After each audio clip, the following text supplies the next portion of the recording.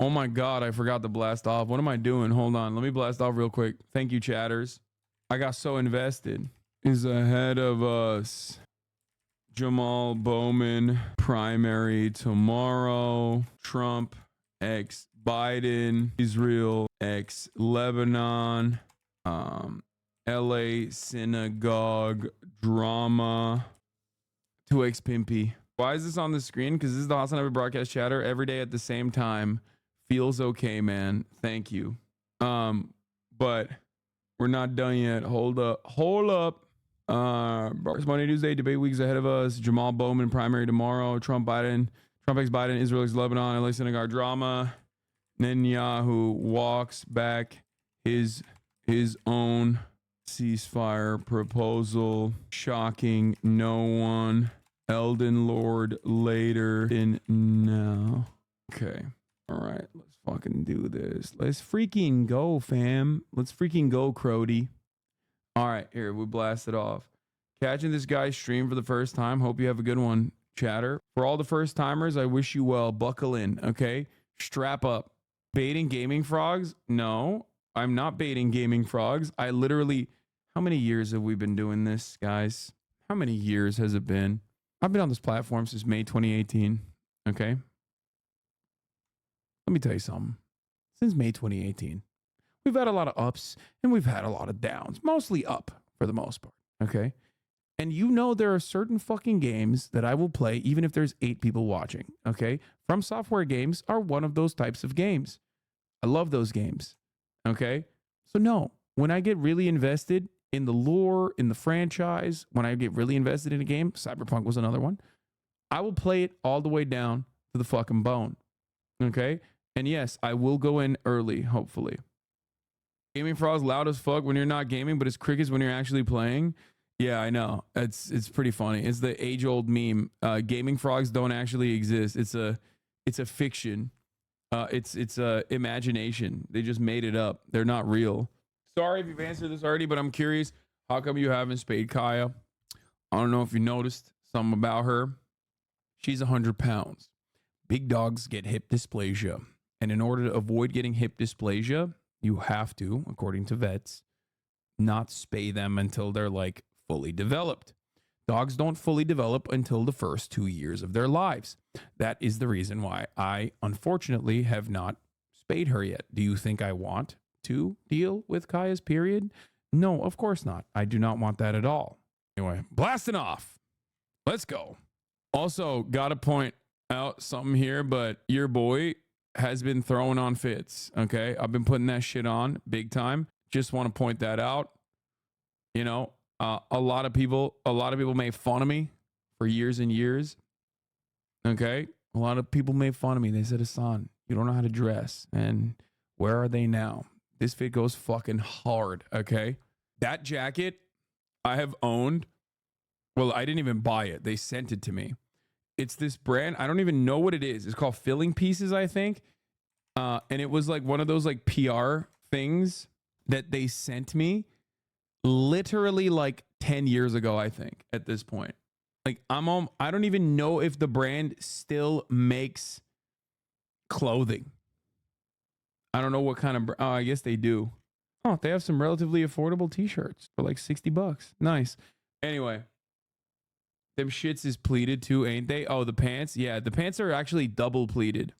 The pants are double pleated. Affordable, $60. I mean, for a high quality t-shirt, or not a t-shirt, sorry, shirts.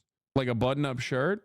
I forget that like everybody's out here wearing fucking Marvel t-shirts they got that their mommies bought them. So they're like unless you're just exclusively an H&M Uniqlo shopper, yes, $60 for a button-up shirt, short sleeve is incredibly fucking affordable, especially for like high quality shit.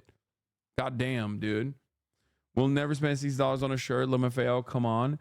Bro, this is what I don't understand. When I was dead ass broke, even then I was like, yeah, no, this is valid. You know what I mean? $60 for a fucking nice shirt, it's super valid. People think that shirt should be cheap because the cheap ass shirts they get from H&M have to be replaced often. Yeah, I don't think people understand that shit. 900K likes is wild. What is this? Oh God. Yeah, I saw this before. There's a much bigger issue here. She should be at the club. Oh my God. 2029, 4 years old. Yeah. There's a much bigger issue here. 908,000 likes.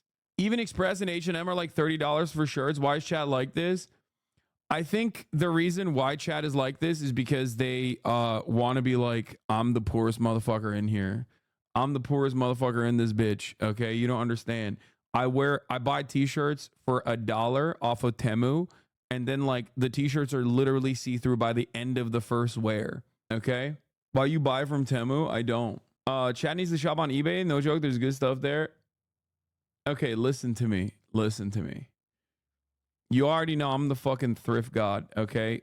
All the way. I used to be a Maxinista, and then I upgraded to being a thrift god, and now thrifting is not even thrifting anymore, and it fucking sucks. And I don't know, you know, thrifting is no longer like real thrifting at this point. I don't even know if you can fucking find real thrifting shit. I feel like it's over. It's been so over for a while. But you know, luckily I've elevated. I got my money up and not my funny up, so these are no longer concerns. But overall, you know, are you a watch guy? No. Everything is just full of Zara. Ugh. The socialist trillionaire is poor baiting by thrifting. Yeah. When will you do another chatter drip stream? I know we should. Try estate sales. That's the new frontier, bro. Why are you fucking talking about this? I worked in estate sales for a decade. What's wrong with you? Shut the fuck up. Some things need to be gatekept, chatter. The fuck is wrong with you? Shut your stupid ass up, bro. We just talked about how fucking thrift stores suck dick now. This motherfucker's over here chirping about other shit. Guys, don't go there. They're different and it sucks, okay? And you will get a disease. It's sickly and diseased. Don't do it, okay? Don't touch it. The fuck, man? What is happening? I've learned my lesson the hard way, okay? I learned my lesson the hard way. I was a fucking major thrift advocate. I would go to thrift stores with the fucking chat. I would stream my thrifting experiences. Now it's not thrifting. You're just buying someone's old underwear, basically, okay? For pretty much the same price. It sucks. Reconstruct isn't a thrift store. Huh. I'm not talking about Reconstruct. I used to go to fucking, when I used to go to Goodwill, I used to go to like, it's kind of funny to mention it now, but there was a point in time where like every Sunday we would go to the Fairfax High School, Melrose Trading Post. That shit used to be kind of good. Obviously the OG is always the Rose Bowl, but like still, that was like, there was a point where like Buffalo Exchange, you could go to Buffalo Exchange or a Crossroads when they were first like hard to find. They didn't like exist everywhere, or like a Goodwill even before then. And like you could go there and you would know, like, one, you would see a lot of people with like incredible drip, like insurmountable amounts of drip, like just unimaginable. People would put their best shit on. Okay. It was like church for gay people. And then beyond that, you could also like get stuff that is like gonna be trendy before it became trendy. And now it sucks. It sucks so fucking bad. It sucks so bad. Oh, you want a fucking $5 t-shirt that someone bought by the pound, upmarked to $75 because some TikToker is wearing the same fucking shit?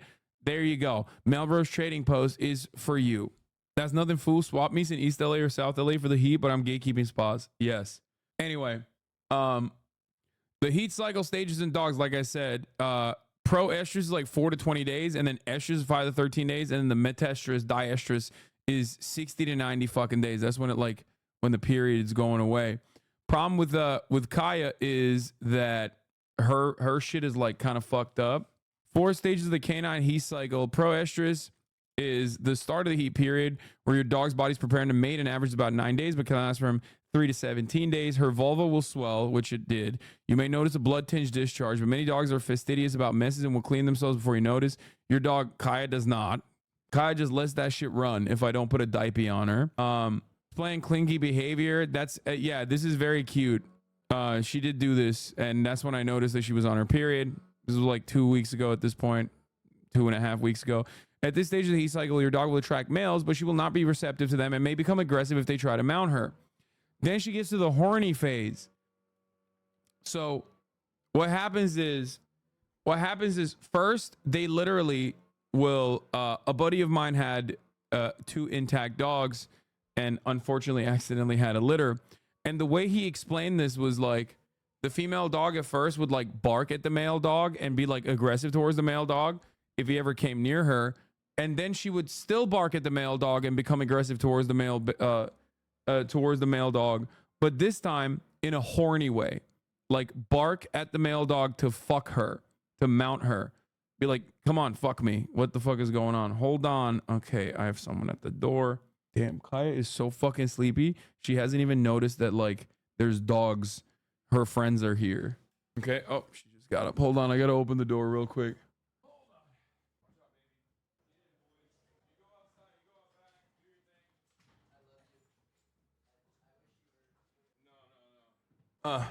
Sorry. All of Kaya's friends are here and they're having a pool party. You should do a live with the base French streamers Danny and Raz. Talk about French politics one day. Sure. But anyway, female dogs then will attract males and accept males with ovulation occurring 2 to 3 days after mating.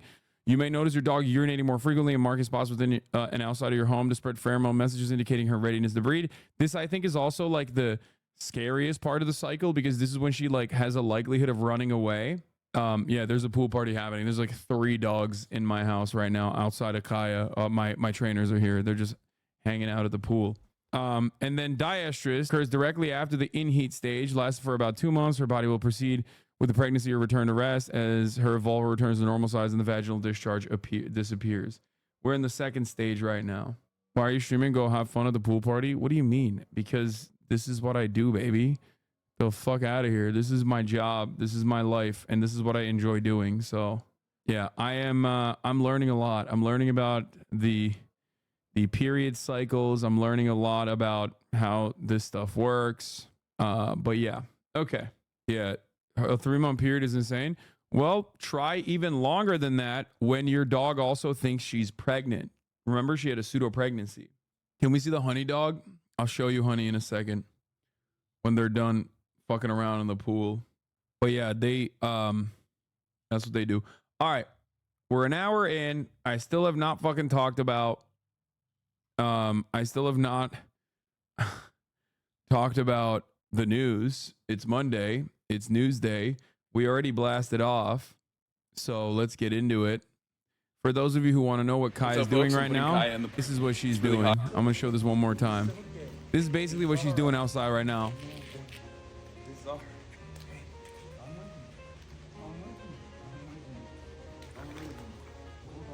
on. We're going to try easing you into it. Oh, she's so heavy. Oh my God. Oh my God.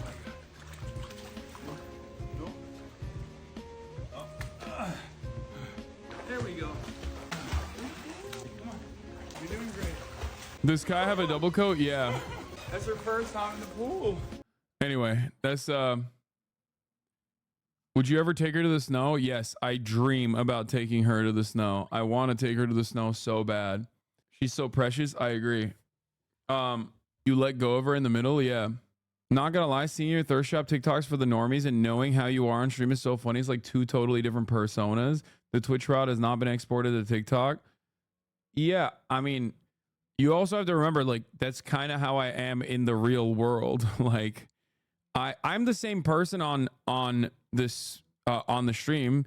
It's basically fucking possible to it's basically impossible for me to fake who I am for extended periods of time. Having said that, however, this was the most insane tweet I've ever seen, by the way. I'm going to talk about this. I have to talk about this. Bro, have you heard some of the things that you've asked people on the street during IRL streams? So, that's still on stream. This is one of the most insane things. 20 people were killed in terrorist attacks in Dagestan, according to Telegram channels close to law enforcers. According to Basra, 15 law enforcers were killed, enforcement officers were killed, as well as 1 priest and 1 church guard and 3 unidentified people. So people fucking went in and attacked, like, I think tried to attack a synagogue or something and attacked like an Orthodox Christian church. As you guys know, Dagestan is in Russia. The publication 112 writes that 17 law enforcers were killed. According to Telegram, 44 people were injured. Okay. Gunther Falinger, who is NATO's biggest fucking defender, says, "We won the Cold War by arming the Taliban in Afghanistan to enable them to defeat the Soviet Union. We must do the same today by arming Russian internal Islam-based armed opposition to dismantle Russia. That is one of the most insane things I've ever fucking seen, especially because, like, while what he is saying is correct, that is what America did in Afghanistan, we are living in a post 9/11 world. That's number one. Number two, he quote retweeted like a shit ton of dead people. Like, he's literally personally saying, yeah, as long as like Russia dies, as long as Russia falls apart, you know, maybe a lot of people are going to die in the process, but who cares? Which is so psychotic. I've never just seen such brutal, ruthless honesty. Yeah, I did the Seeking Derangements podcast. We'll get to that later though, because like I said, you know, we got news. We got a lot of news to cover, so I'm gonna dive into the news a little bit. Okay, here, we'll do one last blast off. One of the terrorists is a fighter at Khabib's gym. Apparently, the fuck did he do? Did he use his? Wait, what? What did I copy? Your thirst trap talks. What? How did I even copy that? I was trying to do the. How did I even? Wait, how did I copy that? Wait, that's actually shocking. How does that? I pressed control and enter. That's weird. Dude, what are you doing? I was trying to fucking blast off, copy paste my blast off tweet so that, you know, you can fucking let the people know and get more people in here. Look at this thirst trap, please. I need you to see this. Okay, we've done enough. We've done enough thirst talks. The attack was supposedly carried out by ISIS, and we all know what that's code for. Can someone send me the fucking link to the... Can someone send me the motherfucking link to the Khabib gym guy? Ha chill, Borger. I have a boyfriend. No, I will not chill. One of the Islamic terrorists who was... Oh, it's right here. Bro, this is OSINT Defender. Are you fucking kidding me? I don't trust OSINT Defender at all. Even if this is like real, I don't give a fuck, okay? I'll wait. I'll wait for like a real outlet to cover it. OSINT Defender is so wrong so consistently. No shot. Anyway, but we'll figure it out. We'll figure it out. All right. All right, let's do it. Let's get into it. First, we're going to start out with Netanyahu, ready to make a partial deal with Hamas, says Rafah offensive is almost done, which is weird because, like, what the fuck happened? I thought he had a full deal.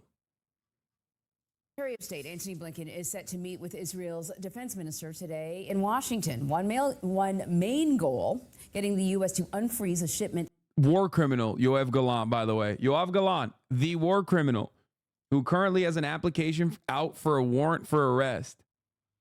Just a reminder, just a fun reminder for everybody who's like, you know, interested in that process. You know? Of heavy-duty bombs to Israel.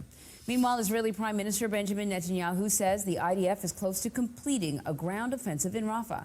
He says the military will shift its focus to the northern border, where fighting against Hezbollah has intensified. Netanyahu also says that he's ready to make a partial deal with Hamas to return some hostages still being held captive. Hamas insists that any agreement must include a permanent ceasefire. Our MTS Tayeb has more from Israel. Well, in his very first interview with Israeli journalists since before the October 7th attacks, Prime Minister Benjamin Netanyahu told the live audience the intense phase of fighting against Hamas in Gaza's most southern city was nearly over. But when asked about the Israeli proposal President Biden outlined 6 weeks ago for a ceasefire and hostage release deal with Hamas, Netanyahu said, and I'm quoting here, "If there is an agreement, it will be an agreement on our terms, and our terms are..." I thought this was your terms. What's going on? Everyone in the media told me that this was your deal. Joe Biden told me that this was your deal. Anthony Blinken kept saying this was your deal. That was 6 fucking months ago. I mean, 6 weeks ago. Sorry, not 6 months ago. 6 months ago is when Hamas actually brought forward this deal. Literally the same exact deal. That was among many others. But 6 weeks ago, Joe Biden unveiled this program, said this is Benjamin Netanyahu's own deal. He made it himself. He loves the deal. This is his own fucking deal. A 3-phase program that was suspiciously similar to the deal that Hamas had put forward, put on the table, which Anthony Blinken personally admitted it was the identical proposal, the Hamas proposal. So what happened? What happened? How did we get here? I don't get it. It's your deal. What's going on? What the fuck is this about? Benjamin Netanyahu, since the deal was unveiled 6 weeks ago at this point, has consistently poo-pooed the deal over and over again. Israeli officials have shit on the deal. Israeli officials have shit on Netanyahu. Netanyahu's own party, Likud, had MKs, Knesset members that have actually shit on Netanyahu for proposing this deal. Netanyahu kept the deal close to the chest. Turns out Biden revealed it and maybe was a little too enthusiastic about certain aspects of this deal. Specifically, the parts where phase 1 moves into phase 2. Phase 1 has a ceasefire. Phase 2 has a permanent cessation of hostilities. This is exactly what the people were looking for. This is exactly what people have been demanding for a long time. Benjamin Netanyahu, on the other hand, kept saying, no, you don't understand. We want the hostages. We're going to keep bombing after we get the hostages. Now, that's really weird because that's not what the deal is. That's not what the deal entails. What are you doing here? Go play.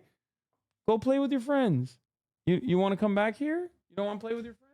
Okay. She came back. I don't know why. She's an introvert like me. Okay, so everybody in the Israeli center-left media is like, no way. Even though this is one that Zachi Hasanabi told the hostage families before the deal was even unveiled. I watched Channel 14 today and found myself in a strange position agreeing with them as they defended him.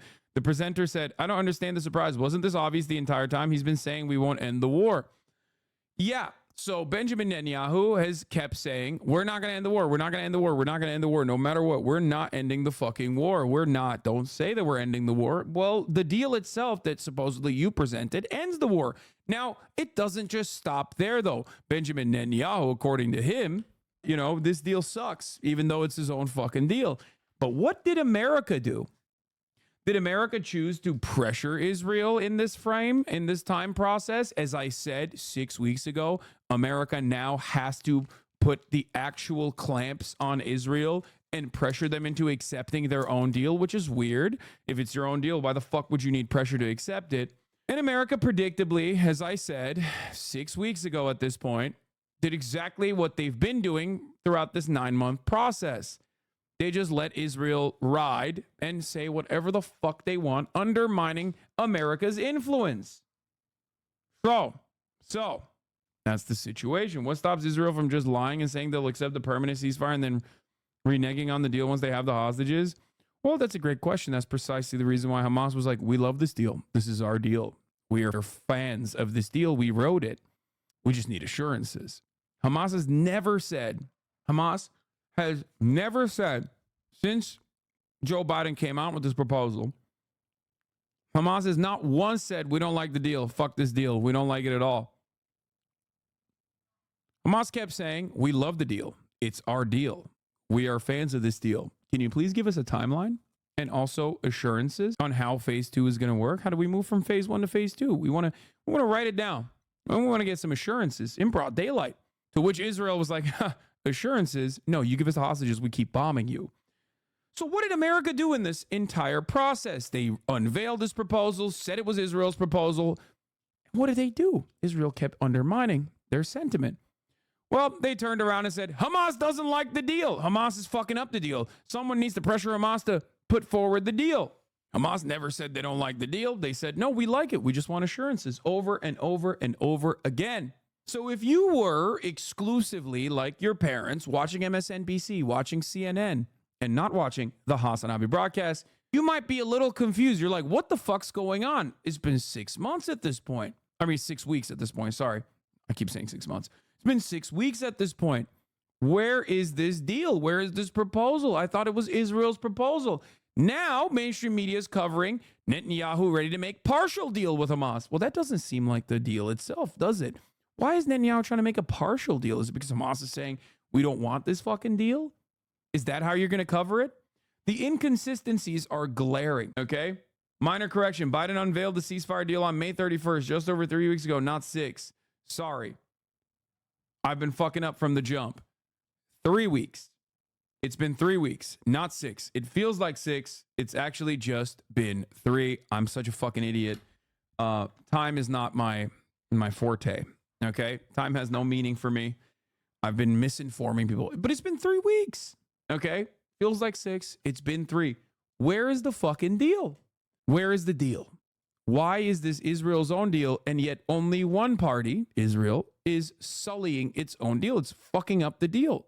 And now they're covering this as though Netanyahu is walking back from his own deal. Like I said, if you only watch mainstream media coverage of the supposedly Israeli deal that Hamas is refusing to agree to, you have to be asking some serious questions about why Israel is consistently vocally opposed it for weeks since its public release by Biden. Okay? Let's continue. So Benjamin Netanyahu is now saying we're actually going to go back on the deal, even though it's our deal. Not to end the war. He went on to say that I refuse to leave Hamas as it is. We need to eliminate it. Now What is this? I am new here, so no hate. My friend told me to watch the stream to learn the right opinion about Palestine. 1, hate Netanyahu, and I think his whole cabinet should be in charge with war crimes. 2, Palestinian civilians don't deserve to be killed. 3, but, okay, that's a big but after Palestinian civilians don't deserve to be killed. Your plan, Hasanabi, to dismantle the whole Israeli state will have same effect. It will kill lots of Israeli civilians. So how is your plan better? See, here's the problem. You are, I guess, assuming certain things about what will happen to Israel and what I want to happen to Israel. Okay? Israel currently is an apartheid regime. This is both immoral and also illegal. This must be dismantled. There will certainly be shakeups in that process. Okay? As historically, when apartheids have gone, when settler colonies have been fought against, resisted against, there has definitely been some shakeups. Now, the interim period in the Reconstruction era is unimaginably important. It's all dependent on what happens in that Reconstruction post the abolition of the apartheid. Okay? But the violence most likely will not come, at least everything I know from history. The violence oftentimes, with some exceptions like the Haitian Revolution, does not actually come from those who were previously oppressed who are now looking for vengeance, right? The violence still in that circumstance, if you look to like the American Reconstruction period, actually comes from the people that were benefiting from the pre-existing racial hierarchy that cannot accept the new way of order where there is an equal society.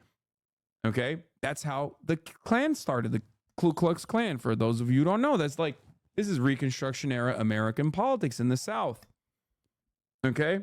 That's something that you have to recognize. So there will be chaos. There will be violence. Do I think that in the interim period, there won't be like additional Palestinian resistance groups that still want vengeance? Absolutely. Will they do violence? Certainly.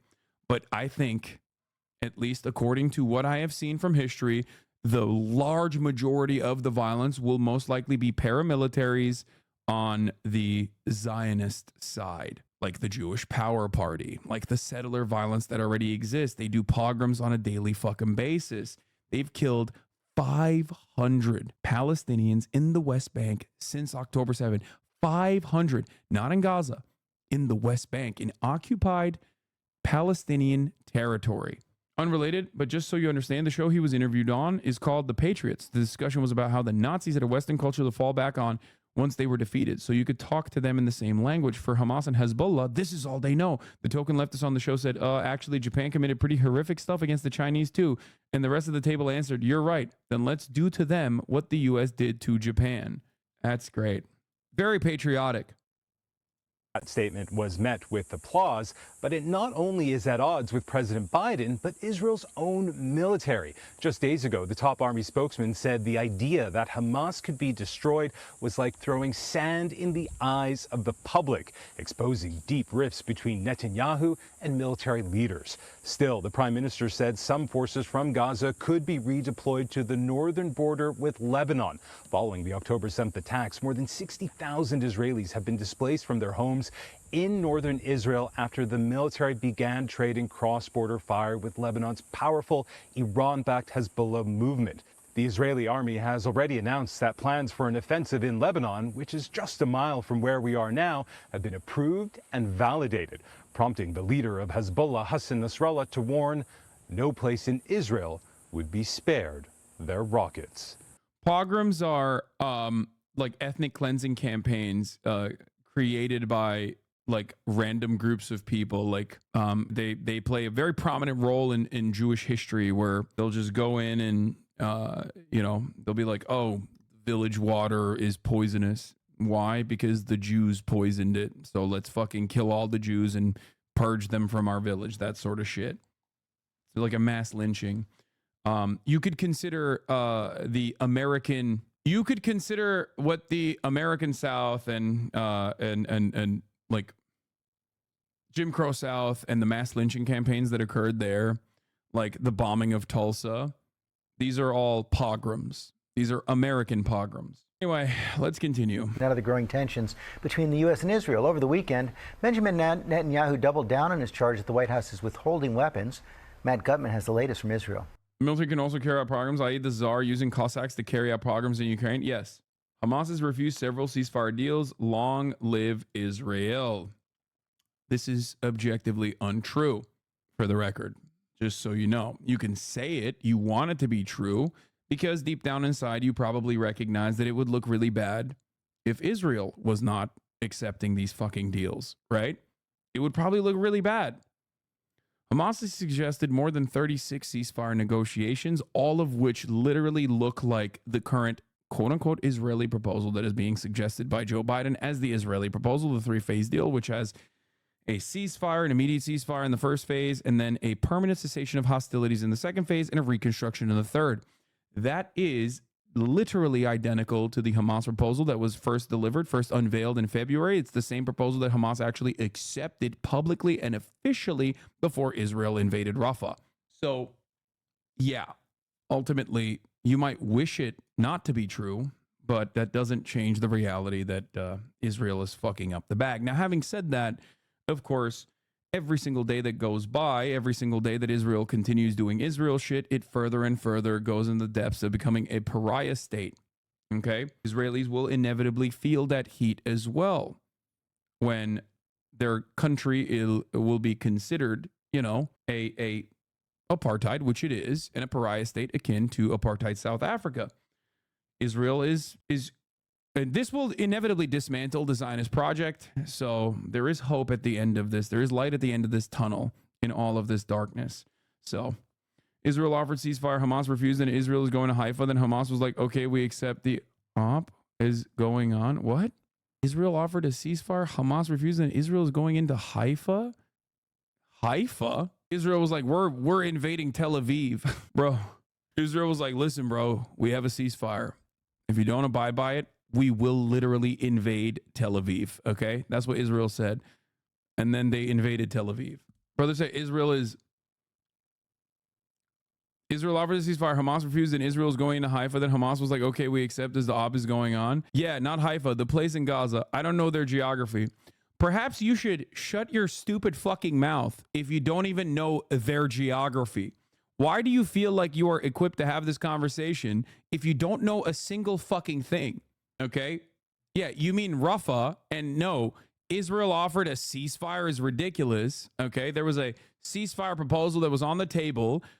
Hamas accepted the ceasefire proposal on the table. Israel said, oh, wait, hold on. That's actually not our ceasefire. You guys added something in there. That added something was literally added, by my speculation, because this stuff is always shrouded in mystery, by most likely the American state, which it doesn't really matter. We don't really need to fucking go back and forth on who added the permanent cessation of hostilities into that proposal, because guess what? America unveiled that program a couple weeks later. In the time frame, though, Israel also did the tent massacre. So, and then also did a hostage extraction mission, which killed 200 plus Palestinians, which was fucking unimaginably cruel. So the word you were looking for is not Haifa, but actually Rafah. And Israel wanted to invade Rafah. Hamas accepted the ceasefire proposal that you think Israel offered. Sure. Okay. Before they wanted to invade Rafah, Israel was like, no, we're going to invade Rafah anyway. So yeah, stick around. Maybe you'll actually learn the truth. Let's continue. This morning, even as Israeli bombs continue to pummel suspected Hamas targets in Gaza, Israel's prime minister, for the first time, saying the intensive phase of the war is about to end. In an interview on Israeli TV. By the way, the reason why And this is like one of his first fucking big interviews on Israeli television, because this motherfucker hates Israeli media, unless it's Israeli media that he is currently being investigated for having improper dealings with, including like, you know, including a pay for play scheme that he had famously. Anyway, this is a big deal because he goes on American media all the time, but he rarely ever goes on Israeli media like this. And so this was unique since October 7. I think this is his first like actual media appearance in Israel, right? Since October 7. The Israeli chatters can correct me on this if I'm wrong. Show that gray name, the visualization of the constant push of civilians in the Rafah. Yeah. Anyway, so it's a big fucking deal for that reason. And of course, in the process, he just basically gave the game away once again. But it's good. It's good when he gives the game away because it forces the media to like actually cover it and be like, wait, he's walking back his own deal. Worst genocide in history, dropping pamphlets, phone calls to civilians. Hey, BRB, I'm going to call you up right now. Okay, I'm going to call you up right now and tell you I'm going to fucking blow up your house. You know, I'm sure you'll appreciate that. That's not even an argument. You're just a fucking idiot and demonstrating your stupidity over and over again. Yeah. Come on. Yeah, I'm sure he'll be like, thanks for telling me. Also, that argument doesn't even hold any weight because Israel pushed everyone into Rafah and then blew up a refugee camp in Rafah, the tent massacre, as I mentioned. Ami Ayalon, former Shin Bet head with Amanpour, he talked about why Bibi doesn't want a deal. Ooh, I like this. This guy is like the classic fucking woke former head of Shin Bet guy. I mean, I hate these guys. I'm just going to openly state it. I'm biased against these guys, even though they are very good at, they're very good for our cause. If you care about, Palestinian emancipation, you will always find a fucking former Shin Bet head be like, yeah, Palestinians are humans. If I was a Palestinian, I'd be a terrorist. And also, Israel is doing some real fuck shit. Classic. You need to be nicer to chatters if you want to change their mind. You are not changing anyone's mind with this fucking bullshit ass top of the hour ad break debate. Okay. You like, really? You think this is going to be a good way to bait me into reading your comment and then you say top of the hour ad break? Yeah, exactly. Cry. But when you're done crying, wipe your tears away and then try harder next time. Okay?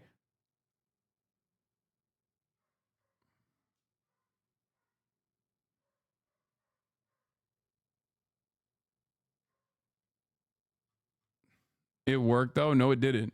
I reposted.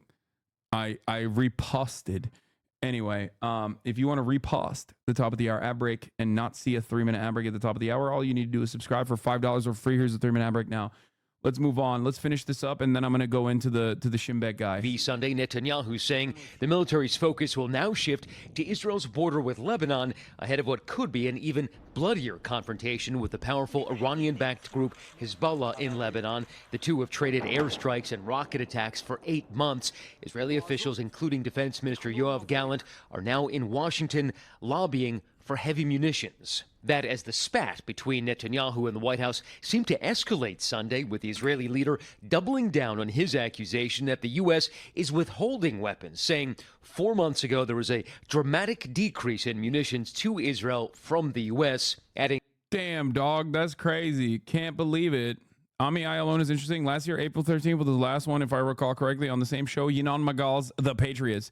Just so you understand, the main presenter, Magal, infamously said, I am a vessel for Netanyahu to spread his message. 2 days ago, he told his audience, it turns out that the bombing against the Hamas official, 42 civilians killed, and the audience cheered while he gave his devilish smile. Literally Judeo-Nazis. Yeah, it's Israel is like Israeli society has done irreparable harm to itself with the maintenance of this apartheid 100%. Bibi strategically gave Channel 14 and before, way back when they were Channel 20, interviews to strengthen the channel. North Korea-style Great Leader channel, except North Korea-style Great Leader channel, North Korea has some bangers on that Great Leader channel, okay? Put some respect on that old lady. She's the most passionate news commentator I have ever encountered, okay? Kim Jong-un gave her an apartment and she cried. I watched that. I watched the footage of that because she deserves it. All right, let's continue. The decision to go public was due to a lack of change behind closed doors. And an administration official saying that the White House is not going to keep responding to the prime minister's political statements. In May, the White House suspended a single shipment of bombs out of concern they'd be used in the Rafah offense. And over the weekend in the West Bank, disturbing. Oh, yeah. Remember the fucking human shield shit, by the way? And remember how I told you, like, that's projection? Every single thing that, like, the ultra Zionists, liberal Zionists, every single thing that they say is just pure projection of things that they actually do. Here it is once again. There are obviously famous images from decades ago where Israel had done this. There are images from since October 7 in the West Bank operations where they will literally line up Palestinian teenagers. That's a shot 13-year-old, by the way. A 13-year-old with a fucking bullet wound. This is in the West Bank, strapped to the fucking hood of a Israeli forward offensive fucking, infiltration vehicle. Video surfaced showing a wounded Palestinian man strapped to the hood of an IDF vehicle. The IDF saying in a statement, wounded Palestinian man, isn't he 13? He wasn't 13. There's a video of him talking about this. Am I mistaking this with another story? Someone I talked to called this a Palestinian actor. I think this guy's in his 20s though, not 13. Wait, I read a story this morning about there's a different person then who was 13 years old who was shot, who was like famous photo, the kid is from 2004. Yeah, no, that's not what I'm talking about. Another injury was a kid. They also had an interview in Al Jazeera English with the kid and the adult. Why are you focused on the kid part? No. Maybe it was a 13-year-old witness that saw the man on the hood and I'm mistaking it. I misunderstood what was going on. Anyway, doesn't matter. Palestinian man, they strap him up to the fucking vehicle. I wanted to just get it right. I don't want to get it wrong. Someone I talked to called this Palestinian an actor. I think this guy's in his 20s though, not 13.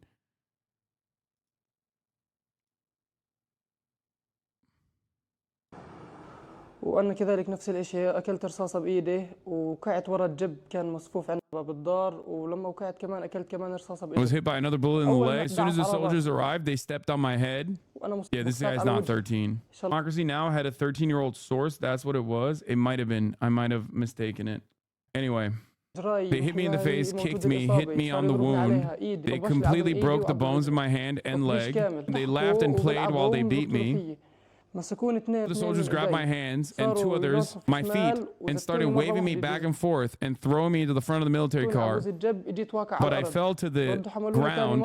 They picked me up again and threw me into the front of the military car, and I can't describe the temperature of the bonnet of the car. There for about a quarter of an hour. They moved the car backwards and forwards, and after a quarter of an hour they got me off the bonnet of the military car. Now, yes, you're right, injured soldiers on the hoods of vehicles isn't unheard of. They used to do that in World War II, for example, except that's usually troops being evacuated when there's active combat and no other means of transport. This is civilian territory that Israel illegally occupies. This is the West Bank, okay?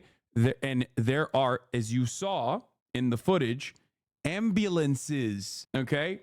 There are fucking ambulances. There were ambulances that were trying to get to him. The IDF has a regular policy of refusing to. There's a regular IDF protocol where they refuse to fucking render aid, where they stop ambulances. There are many videos. Okay, check Mrs. stream. What the fuck's going on now? Yeah, but is it being streamed anymore? Why? Is there any... Sent. Yeah, it's on my channel. Okay. Why? But, I've streamed the entire thing.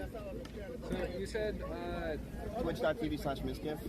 MissGif. Do you know who Hasana is? Yeah. Wonderful. What is going on? I was actually down here doing political action. Nice. I was down here getting ice cream. Twitch.tv/MissGif. Is that your assistant? No, I was actually here because I was trying to have a debate asking about whether or not there were any viable efforts to try and bring back a sense of solidarity to the peace, because with any of these conflicts, inevitably there are martyrs created by the unfortunate surrounding casualties. Even if all the people who are killed are terrorists, they still have families. But right. The truth of the matter is, there are civilians. There's collateral. There are people who get caught in the crossfire. Is this person a Hasanabi head, or are they a professor at Columbia that's pro-Israel? Person who gets. Is it a Shai Davide meet and greet? The hearts of a dozen or more. Hey, crack an egg, you break a dozen. We saw this with what happened in Middle East after 9/11. Miskiv is the worst person to. He is not equipped to deal with this conversation at all, bro. I swear to fucking God. Which unfortunately we saw increase under Obama. We saw an increase in drone strikes and a sort of ubiquity of that as the solution, where initially when we had more boots on the ground, there was a lot more investigative work, but it also... You're wearing sandals. It also put a tremendous toll on the soldiers on the ground. Why are you guys showing me this, bro? Why are you showing me this? Okay, no. I need to get back to the fucking actual news. Come on, dude. Y'all literally were like, bro, you have to watch this. Bro, this is fucking ridiculous. Okay, we're covering actual war crimes. It should be regarded as a war crime that you made me fucking look at Miskiv having this conversation during an IRL stream. Like, you are a bunch of little war criminals for making me do this. Okay, what the fuck? You're going to the fucking ICJ. Okay, yeah. Please watch, even though it's live and cannot validate its importance. Wait, what? Anyway, so they, like that one chatter was saying, yes, medical evacuations like this are not unusual. It's just very unusual in this circumstance, and it's being done as a means of torture. For the record, they were torturing him. Many such cases, sometimes directly using them as human shields. Matt Miller on the Palestinian strapped to the IDF truck. Let's take a look at what he had to say. Who's ultimately responsible? Israel's responsible for carrying out a strike. Hamas bears responsibility if, in fact, they were embedding themselves among civilian targets.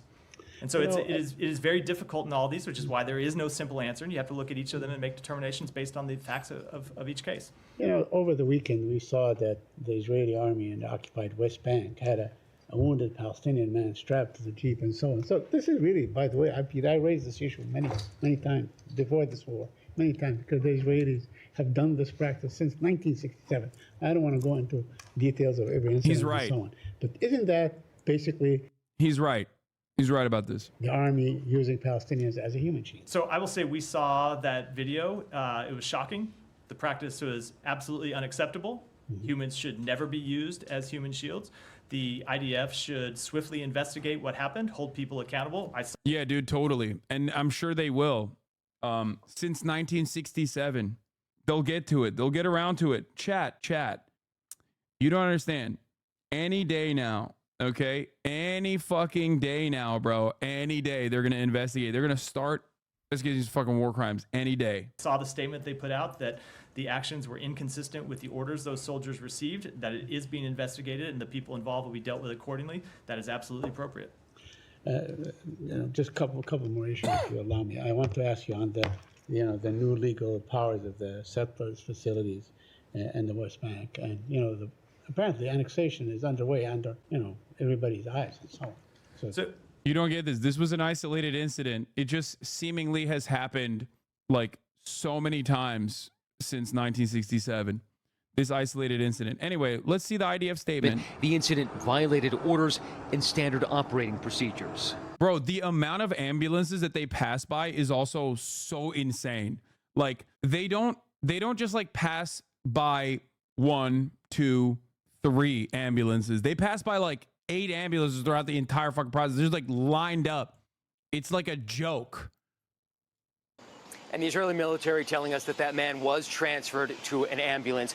As for the spat over the pace of weapons to Israel, our understanding is that the U.S. hasn't slow-footed weapons to Israel, as the Israeli officials have been claiming to me for months. Rather, the White House has not expedited the shipments of weapons as it did in the beginning of the war. George. Matt Gutman, thanks very much. The European Union's top diplomat warns the risk of Israel's war spilling over.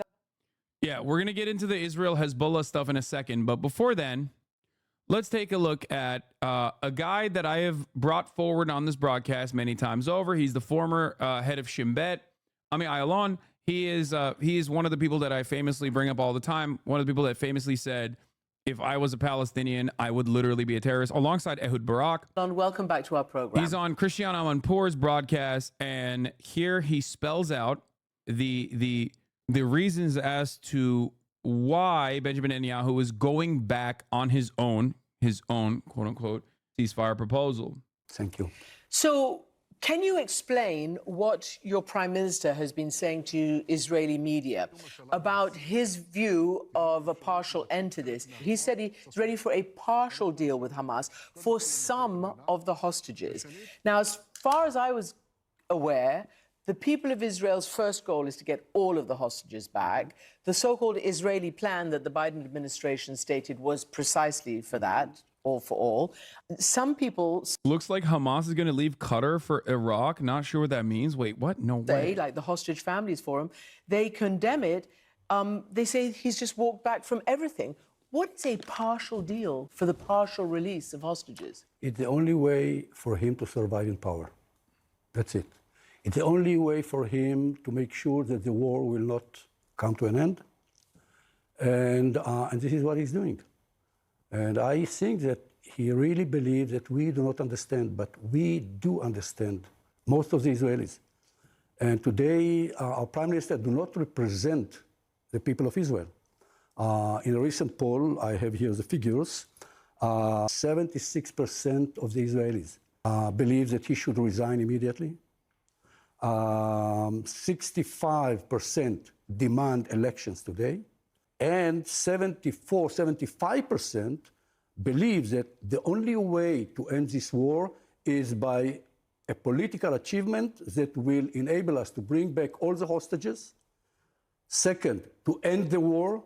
And third, to create a regional coalition that will create a better reality and more safety to Israel. I am really surprised by what you said in that he doesn't want to end the war. Right.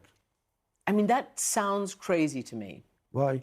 That sounds crazy to me because my job demands me to act like it's shocking, despite the fact that I have had, over the course of the past 9 months, numerous professionals, including on the American side, tell me exactly the details as to why Netanyahu is personally invested in maintaining this war so that he doesn't go to prison. It's like, yeah, it's your job, I guess.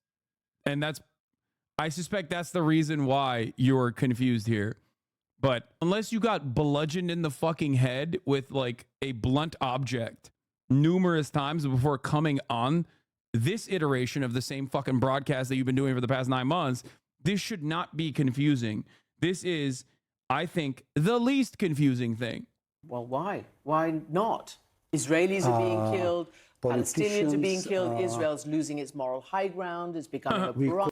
Its moral high ground, which it never had as an apartheid state. Its moral high ground. We call it toxic leadership. In academia, toxic leadership is a great charisma. Yeah, this is a crisis of leadership. This is why I don't really like him that much. Yeah, that's it. This is why liberal Zionism is oxymoronic. It's like saying liberal Nazi. Okay. And ultimately, like, you're looking for a scapegoat. You're looking for a scapegoat. You're looking for someone to blame, someone to shift the blame to. And that someone that you're shifting the blame to, more often than not, is just gonna be like, oh, it's just like this one guy. That must be the reason. It's this one fucking guy, guys. It's not the entire batch that is rotten. We see this with like police all the time. Oh, it's it's just one bad apple, one rotten apple. It's like, no, dude, it's the whole bunch. The entire bunch is rotted. The entire foundations of Israeli society is built upon the forcible displacement and ethnic cleansing operation done to an indigenous population. It's 750,000 people that were forcibly displaced from their ancestral homes. Like, that's how Israel started. Of a person who leads many people, but he leads them to the wrong place, to the end of Zionism. This is what he's doing. You have to understand that the first cabinet meeting, when we went to war after the 7th of October, and we had to go to war because after the massacre, etc., it was a war of defense. But the decision of do not discuss the day after. What is the meaning? I'll tell you something. In this war, when you send your people, your youngster, to kill, and many of them will die there, when you tell them that there is no political goal to this war, immediately what happened? The war becomes the end and not the mean. Now, when the war becomes the end, the goal of itself, this is exactly what we see today in the Middle East. We know how to start wars. This government do not know and do not want to end this war. Okay, I'm going to get back to Gaza in a second, but Netanyahu himself said in this so-called interview conversation that they might be prepared for another war, that the real so-called kinetic combat phase in Gaza could be coming to an end, but that they will move troops and forces to the north. That means Hezbollah. Are you prepared? Do you think this is going to happen, a full-scale war again a la 2006 with Lebanese Hezbollah? Whether I think it is a real scenario, if we shall not change our perception of ourselves and the Middle East, it is a real scenario.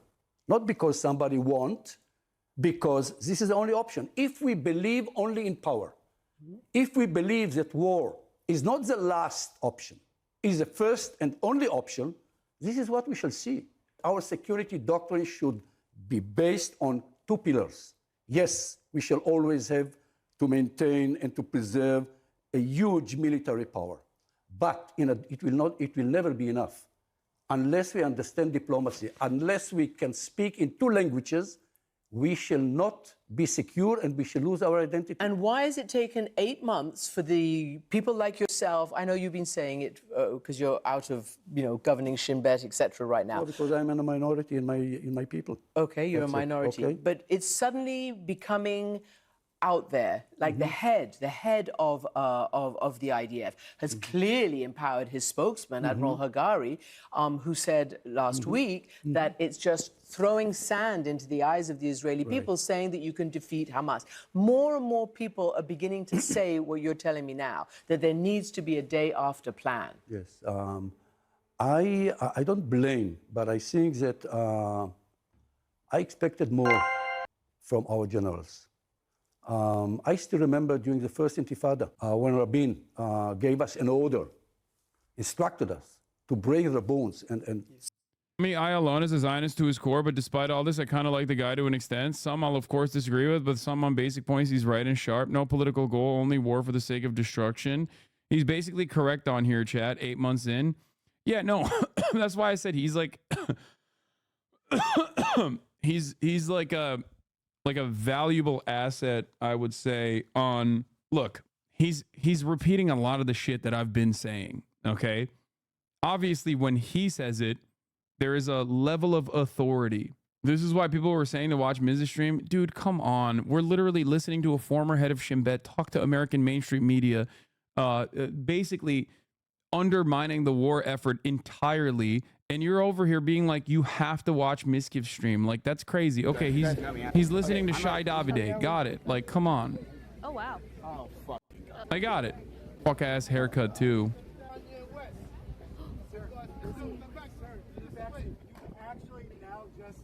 I got it. It's Shai Davide. Okay, let's continue. Is Shai good or bad? He is one of the worst. Let me tell you this way. He called his own students Judenrat capos. He called the Jewish students of Columbia that dare criticize Israel's apartheid practices Judenrat capos. Okay? He said that they were Nazi collaborators. That should tell you everything you need to know about this fucking freak monster who specifically cries for attention and regularly does it and is unimaginably annoying. Yeah, also his dad literally is like an arms dealer for Israel. So some commanders did it literally, and the Chief of General Staff told publicly to Rabin, Mr. Defense Minister, this is not a military phenomenon. This is a social, political, violent phenomena. And I expected our generals to say it as early as possible, the moment that the cabinet accepted this decision, not to discuss the day after. It was clear that this is a never-ending war, and they should do it much earlier. Do you think, because you saw the justified horror that was unleashed over the weekend when a picture of a wounded Palestinian tied to the hood of one of... Yeah, obviously he's a Zionist, but he's an interesting character. Ayalon made this realization that the occupation isn't just a blemish on Israel's image, which is usually the liberal Zionist position, for the record. This is why Time Without an Ovo was making this distinction. Ayalon doesn't just think he's like a Yitzhak Rabin type in that situation. Like he's the furthest liberal or leftist you will get to while still maintaining Zionism, which is, it's not just a blemish on Israel's image, because most liberal Zionists will be like, you know, the occupation is like hurting our chances of maintaining an apartheid or maintaining like some kind of dominance in the region. Whereas like there are people who recognize that if you want permanent security, you have to give security assurances and sovereignty to the Palestinian population. The Yitzhak Rabin position, basically, that kickstarted the so-called peace process negotiations. Yitzhak Rabin himself was a fucking monstrous piece of shit to the Palestinians, very famously as interior security. He was known as like the bone breaker, breaking tens of thousands of children's hands deliberately because you know, the first Intifada was symbolized with resisting against the Israeli apartheid, the Israeli occupation, with like children throwing rocks. So in order to make sure that they could never throw rocks again, they would break their hands with the deliberate measure. Yitzhak Rabin is also known as like the great peacekeeper in that circumstance. Ami Ayalon is similar in that where he recognizes that this is what is needed for permanent security for Israeli Jews. The state, the dynamics of the occupation exist. It'll mean that the end of Zionism. He's right about this, and it's why genuinely he wants a two-state solution. Or like an Olmert, I think more accurately, like Olmert always speaks to J Street and says, guys, this creeping annexation thing will eventually mean a single binational state, and with that, the end of Zionism. Rabin didn't go this far, I don't think. Yeah. They're right, by the way. They're right. Like, they're literally right. This is why I always say these kinds of actions are going to lead to the end of this project. Like, because they're seeing the writing on the wall. They're recognizing that this is like not sustainable. And if it's not sustainable, as we are seeing and as we are repeating over and over again, they see it too. They are able to cut through that fucking feverish attitude that Israeli society has currently. We can be as violent as we want. We can be as cruel as we want. And everyone that says no can suck our dicks, right? Suck our collective dicks. Fuck you. You're all anti-Semitic. There are some who can cut through that fever pitch and go, no, you don't understand. People literally don't like that we are doing insane shit like this. If we want to keep doing Israel stuff, we got to fucking dial this back. We have to do like some kind of state, something, some sovereignty for the Palestinians, because we can't keep going like this. They will keep fucking blowing our shit up. They will keep resisting violently. And then every single time we retaliate, we lose more social capital. We lose more political capital. And if we continue along this trajectory that we've been continuing on, we're not going to have any fucking allies left. Of your military vehicles was driven out of the Jenin area, and the Palestinians accused your forces of using them as a human shield. What do you mean Palestinians accuse your forces of using them as a human shield? Like, how can you show this image and try to justify it, Cristiano Amanpour, you fucking freak? The Israeli military then shortly thereafter said those forces violated orders and standard operating procedures. They'll be investigated. Not many people have faith in the investigation because there's very rarely those investigations happen. But what's happening? I mean, are you saying that this war, without any political end, is also causing this kind of stuff, including the selfies of your forces inside Gaza, taking pictures with the rubble, with this, with that? I mean, it's just not very nice at all. No, it's horrible. Do you feel they're losing their morality, their humanity? Not they. We are losing. we are losing our identity as people, as Jews, and as human beings. Did you ever think you would say that? You're the former head of Shin Bet. I mean, he's been saying that. This is not the first time he's saying that. He's right, and he's been saying that. It's not the first time I've heard him say these things. Yes. Did you ever think you'd get to a Yes, point? I said it many times. Yeah, see? And I said it in the Shin Bet when we tried to think of our code of ethics. I said, when we go to war, people do not think, when you send us to war, you do not send us to negotiate. You send us to kill. Now, we are born with the idea of you shall not kill. And now you tell me, okay, you go to war, kill all the enemies. Now, the idea that I have the right to kill. Now, with the time, it becomes a nature. We do not ask why. The only question that we ask when we go to war is how to kill, whether we should use a knife or a gun or a missile. It's become a second nature, and this is a danger in every war. And we saw it, during all the history. What Americans did in Iraq and Afghanistan, what we did in the past, unless we understand that every war must end. This is what we shall see. We shall lose our identity as a democratic human beings, and we shall create a reality of never-ending war. So, given that there might be something big breaking... For the record, I think that it is lost. I think he might even recognize that it is lost. He's just saying that, like, oh, we're losing it. But it's correct. They have lost it. This is why you see the polling numbers come out of Israel and you're like, what the fuck? Like, since October 7, it was the breaking point. Out against Lebanon. I mean, look, this is what one of the most respected military analysts in Israel, Amos Harel of Haaretz, says. Nasrallah, who is obviously the head of Hezbollah, apparently suspects that Israel is headed for a general war and is preparing his organization for that possibility. You think that's right? Yes. It's the only rational decision. And then what happens? We shall have war. And then? We shall have war.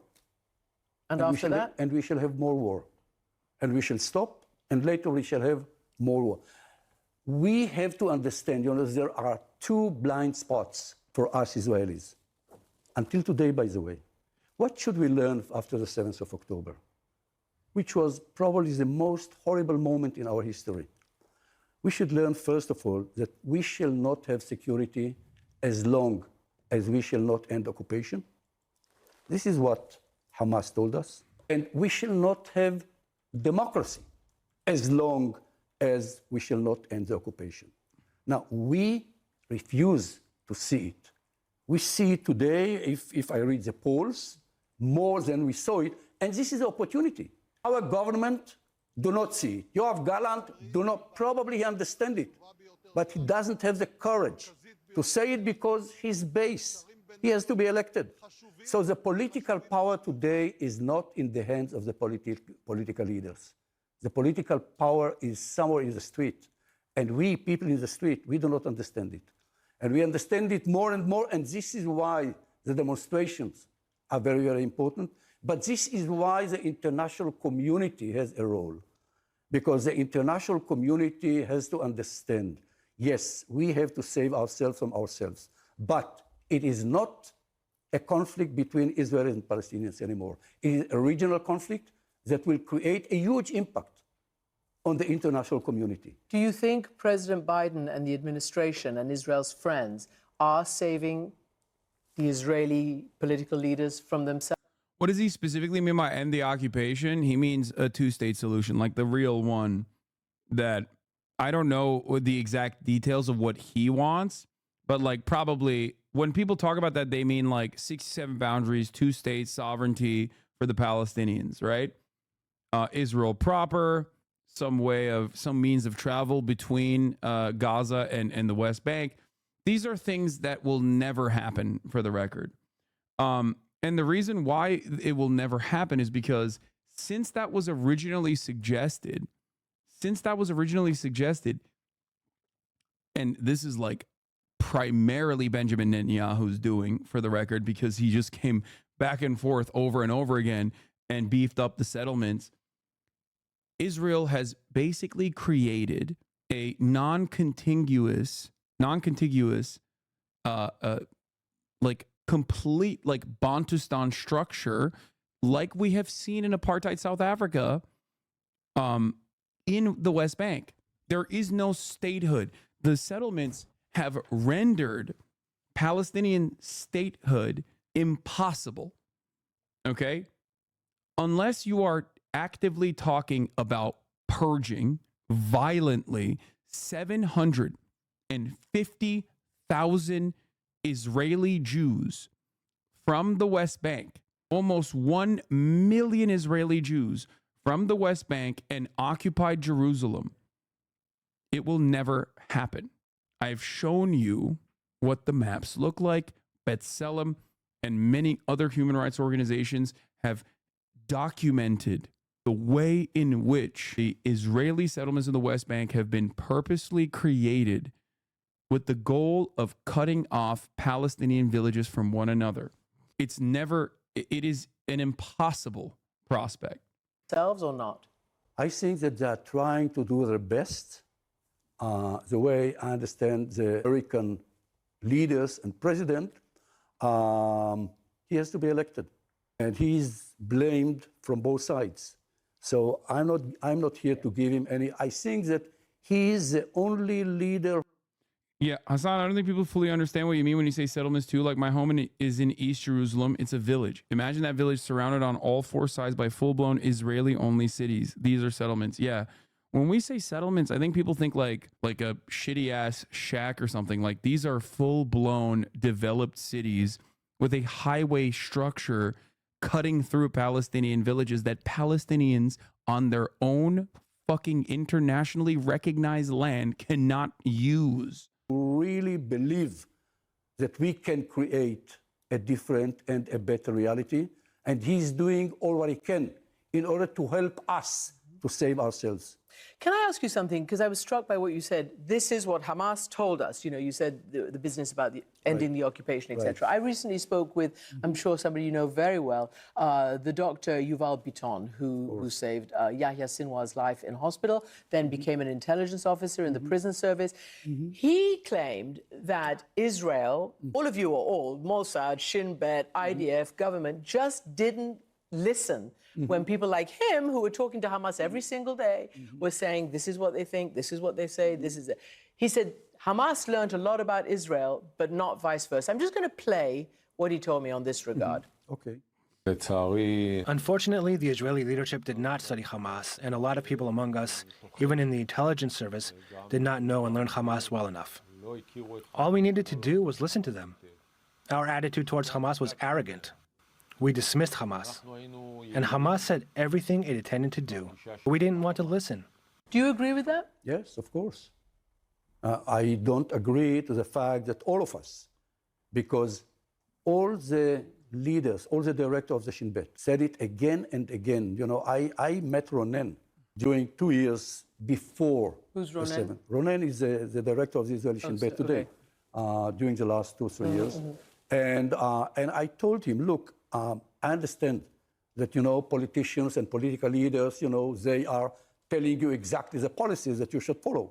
But you have to tell them again and again and again, every day, every meeting, that this policy will lead us to a wave of violence.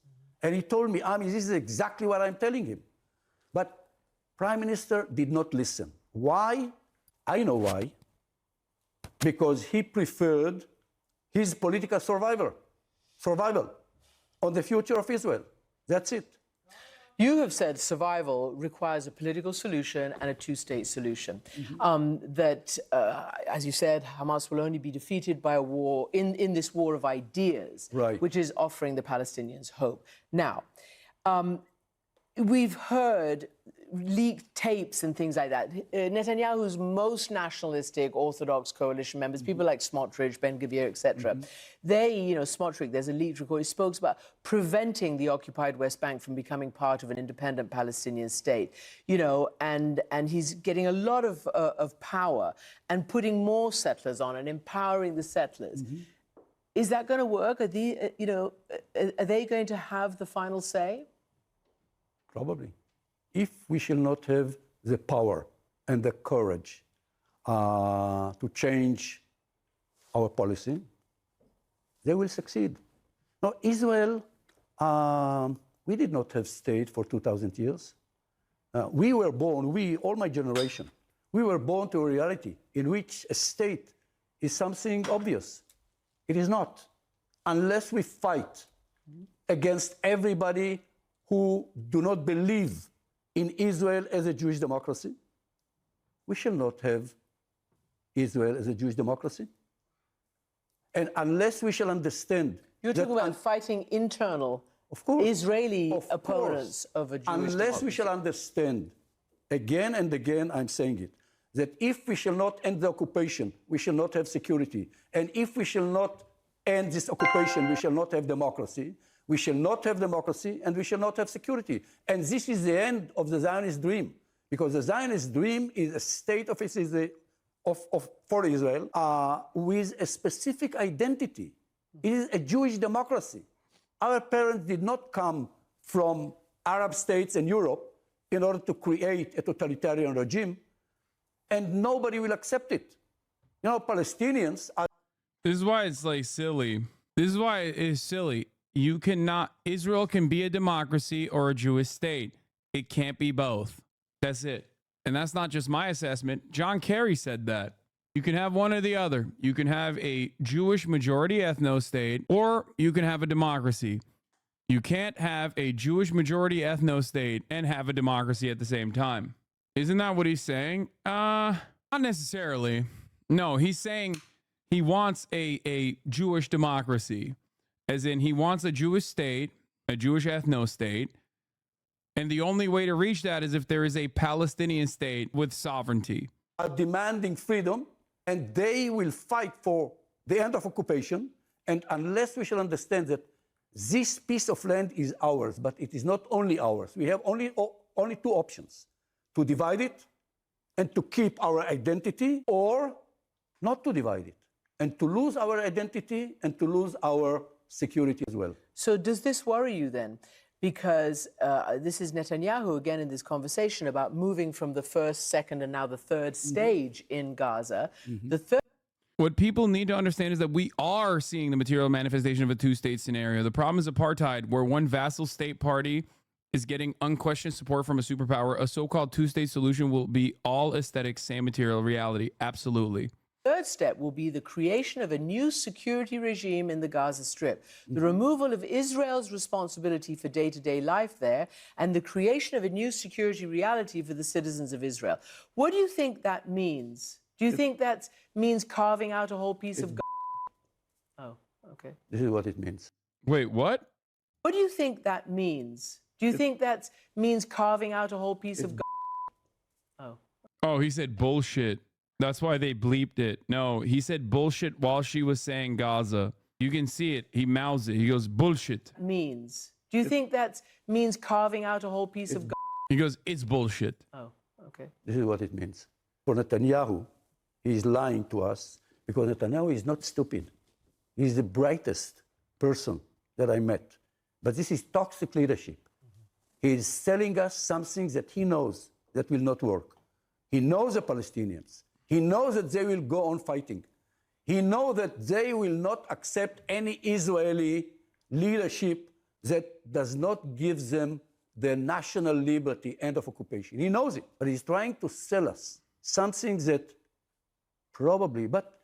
This guy doesn't like Netanyahu, by the way. He's not saying my genocide dare is a genius. He's saying that because his goal is ethnic cleansing, his goal is like, or a permanent occupation or a permanent state of war, he is like, in a very smart way, using what is in front of him to continue that goal. He's saying this is Benjamin Netanyahu's fucking plan, which is, it is that plan. That is his plan. It's what he's doing. Most Israelis, again, he do not represent the 75% of his people. Finally, if a war happens between a full scale between Israel and Hezbollah, there are those who are very concerned, like United States sources apparently, that the Iron Dome, your anti-missile shield, could be overwhelmed in the opening strikes. Do you worry about that? Yes, of course. There is no ultimate solution. And the capabilities of Allah and Hezbollah is totally different from what we faced in the past. As long as we are fighting in Gaza, he will have the legitimacy to go on fighting. But the moment that we shall achieve the end of war or ceasefire, he do not have the right to go on fighting because we do not understand. You know, Palestinians are suffering, thousands of them. You know, millions probably led from their homes, and the whole south of Lebanon is destroyed. So yes, they will not do anything against him as long, but he represents the Shia community, and they are dying. He represents the Lebanese national aspirations, and they know that he will bring them death. And Where can you buy those dog tags? Asking for a non-Zionist friend? Are you fucking joking? What the fuck? Fuck those dog tags. And fuck him for wearing those dog tags. Humiliation. So we have to see it connected. And this is why it is so important. It is not only important to bring back our hostages. Bro, I'm going to be 100%, 150% honest with you. I'm going to keep it a $150. That is akin, in my opinion, is wearing the fucking Swazi armband. Okay? Straight up. I don't see that any other way. I see that shit immediately. Like, people fucking make hay about the green headband, right? Like, oh, you're wearing a Hamas headband? No fucking shot. All that represents historically, at least like the green headband right now inside of Gaza represents resistance, okay? Sure, there are a lot of instances where it is represented killing. It is represented even killing civilians at certain points, okay? That resistance has not always been infallible or perfect, but that has always been offensive. This is why I say the Israeli Defense Force is the Israeli Occupation Force. That's why many pro-Palestinian people say IOF instead of IDF, okay? Rocking the IDF dog tag, to me, is akin to wearing the fucking armband with a swastika on it or a totem cove, okay? Because the goal of the Israeli occupying force has always been to violently remove, before Israel even was a state, the early Zionist brigades. The goal was always the same, okay? Which is ethnic displacement of all of the indigenous population living in that land and to maintain the occupation. That this is the moral victory that we want to achieve immediately. It is important to understand that unless we shall end this war in Gaza, we shall not create a better reality in the north. Ami Ayalon, thank you very much. Thank you. Anyway, so, I mean, he's right. He is, on May 19th, yeah, this is the other aspect of the Area C. On May 29th, Smotrich reaches an agreement with the civil administration to pass all civilian matters in Area C, construction, infrastructure, and demolitions, and more, away from the military and towards an appointee in the defense ministry appointed and responsible to Smotrich as a minister in the defense ministry. There's a name for when a civil government exerts control and sovereignty onto an occupied territory. Annexation, not de facto, de jure annexation, like legal annexation, which is ultimately illegal, obviously, but yes.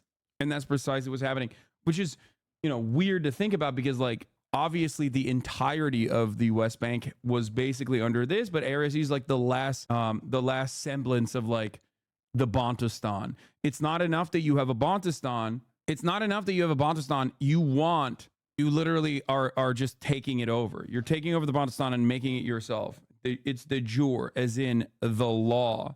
I mean, just today, he literally said his political goal and motivation is to annex the West Bank, and he's working on it. Yep, 100%. I want to go back to Hind Rajab one more time.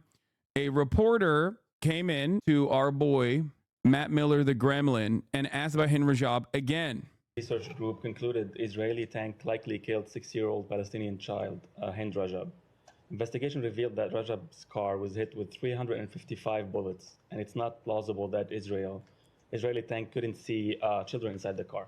Have you seen the reports, and do you have any updates on the investigation? It's been more than 4 months, and a lot of my colleagues have been asking about that. So we have seen the reports, and I will tell you what our latest interaction with the government of Israel is about this. So we went to the government of Israel and pressed them for information, and they told us that there were no IDF tanks operating in the area, no IDF forces operating in the area at the time of that attack, which I believe. That's a lie. That is an objective lie. We have satellite imagery that shows that that was a lie.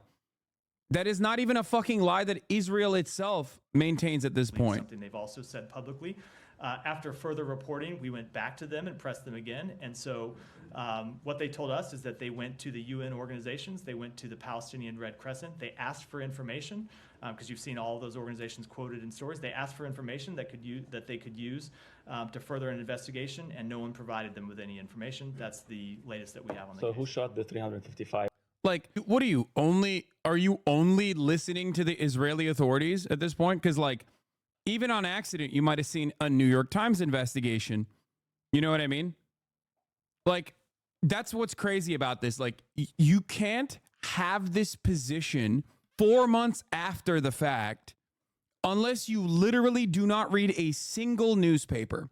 An American newspaper. I'm not talking about Israeli newspapers. I'm talking about American newspaper, a British newspaper. Like, every single major outlet has conducted its own version of the investigation and shown with conclusive evidence, bullet holes, forensic architecture, and like have conducted examinations, forensic investigations have found that Israel absolutely shot into this fucking car and the ambulance.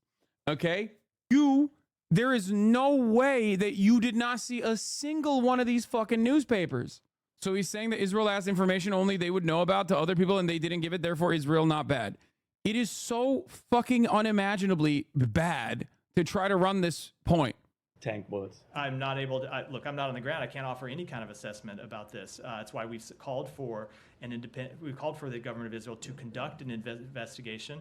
I can't speak to what their internal processes look like. All I can tell you is all I can tell you is what they've told us, and what they've said is they went to. Like, that's insane, man. That's so fucking insane. The UN and the. Did he actually say independent investigation? Internal processes. I can't offer any kind of assessment about this. That's why we've called for the government of Israel. Oh! He fucking said it on accident. He leaked it. He was like, "Oh, there should be an independent investigation. Israeli investigation." You want to know? You want to know why? By the way, that we absolutely know for a motherfucking fact that there were tanks in the area beyond all of the investigations that have been conducted. Here's Mohammed Al-Safin from Al Jazeera Plus. One way we know there were Israeli tanks in the area was because the terrified girl said so before they were killed.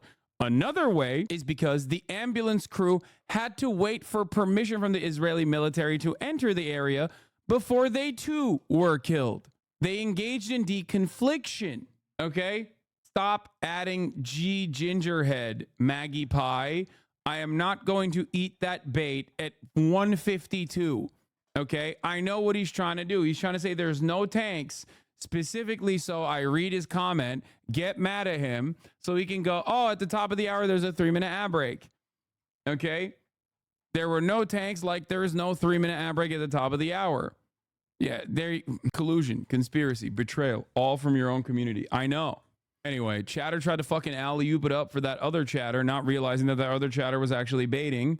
But nonetheless, at the top of the hour, a 3-minute ad break still exists, whether you like to admit it, recognize it, or not. And guess what? If you no longer want to see those ads, all you need to do is subscribe for $5 or for free with a Twitch Prime by connecting your Amazon Prime account to your Twitch account, where you get 1 free Prime subscription a month. Use it on your favorite broadcaster. Here's a 3-minute ad break now. IA Timo 1D, thank you for the 5 tier 1 gifted subs. Give a Chris Tyson, thank you for the 20 community gifted subs. Allowing 20 people to no longer see the ads at the top of the hour. Chat has now completely lost it now with these debates. I know. Chat's baits are getting worse and worse. I need to start dishing out punishments. I'm not gonna lie. We gotta fucking dish out punishments for bad baits. Make the baits better. You know what I mean? As a deterrence protocol. Yes, we should hold the we should up the stakes and give a 1 week ban for caught baiters. Maybe not 1 week, but like at least a day. So that the baits get better. Because the lazy baits are getting out of control. Look, the baits are getting out of control, and that's why I'm getting lower scores. What is this? 3.92? Good try, Hossie. It's not even my fault. Make the baits great again. Ewits Maya, thank you for the 5 community gift to subs. LeBron is better than Tim Duncan. I mean, I agree, but I don't know why you were just saying that. Even though Tim Duncan is a GOAT as well. All right. To conduct an investigation. I can't speak to what their internal processes look like. All I can tell you is what they've all I can tell you is what they've told us and what they've. I can't tell you what the internal processes look like. Like, why are we playing the song and dance, you fucking piece of shit? You know exactly what's going on. They're literally lying to you. You know that they're lying to you because you are the spokesperson for the State Department. So as a part of your job, you literally read both summaries and also articles that are written about this matter, among many others that you have to cover. Now, in that process, you probably read the Guardian article, the Washington Post investigation into the Hinra job execution. You probably read the New York Times investigation into the matter. You probably read the forensic architecture investigation that this other journalist is bringing up right now. Because if you don't read those fucking investigations, you don't know where questions are going to be coming from. The notion that you have no idea what's going on, and the only thing you have is, the only thing you know is just simply what Israel is telling you is fucking ridiculous. Yes, Dr. Disrespect's gaming studio has terminated their relationship with him. Dr. Disrespect is also quitting streaming. We're going to cover that as well. That's pretty big fucking news overall, which is crazy, by the way. We'll get to that in a little bit, though. Stupid fucking mistakes, man. Stupid fucking mistakes. So no Elden Ring. Love Mafeo. Chat, it is 1:56 p.m. Are you kidding me? I have a couple more stories from Israel, Palestine, and then we're going to fucking move on to that shit. What are you talking about? We're going to do some fun stuff as well. I'm burning through these stories right now. Into Lebanon is growing. Joseph Borrell says he's much more worried than before, pointing to increased bombings on both sides of. Oh, you're saying no Elden Ring because Dr. Disrespect said Elden Ring later. Oh, yeah. Okay. I misunderstood you. I will be playing Elden Ring, unlike Dr. Disrespect, who is most likely not going to be playing Elden Ring. Or if he does play Elden Ring, he's probably going to be playing it privately by himself. Of the border. Remember when Nick Merckx was giving you shit for making a fairly light joke about Dr. Disrespect, lol, Lamau? I do. I also remember Nick Merckx for fucking defending Dr. Kid Inspect, Dr. Disrespecting age of consent laws, allegedly. And defending him and doing like a fucking 2014 4chan meme, like, oh, helicopter, shitting on like random fucking queer people. And even actually shitting on the recent gifter, Ava Chris Tyson, as a matter of fact, and being like, you left your children, which is fucking insane. Like, that is your brain on fucking permanent rot right there. When you like become this massive fucking transphobe and that's the only thing you can think about, you literally turn into this fucking weirdo who thinks genuinely that a great parent by all, by all the people surrounding this person is actually worse overall in your own personal imagination for being a trans woman than a person who is like, quitting their fucking streaming career as a consequence of maybe some alleged misconduct around those who might be underage. Okay. We already knew that it was ridiculous though, because he is a, contracted kick streamer. If you care about fucking protecting the children, you should be caring about the platform that you got a fucking bag from, specifically a platform that is like literally making most of its money by operating a motherfucking crypto casino with the explicit purpose of like skirting regulation surrounding such things so that they can fucking put kids on a lifelong gambling debt mission, or it's live web service Kick that has numerous chronic open pedophiles that are intent on disseminating, creating, and distributing child pornography. Okay?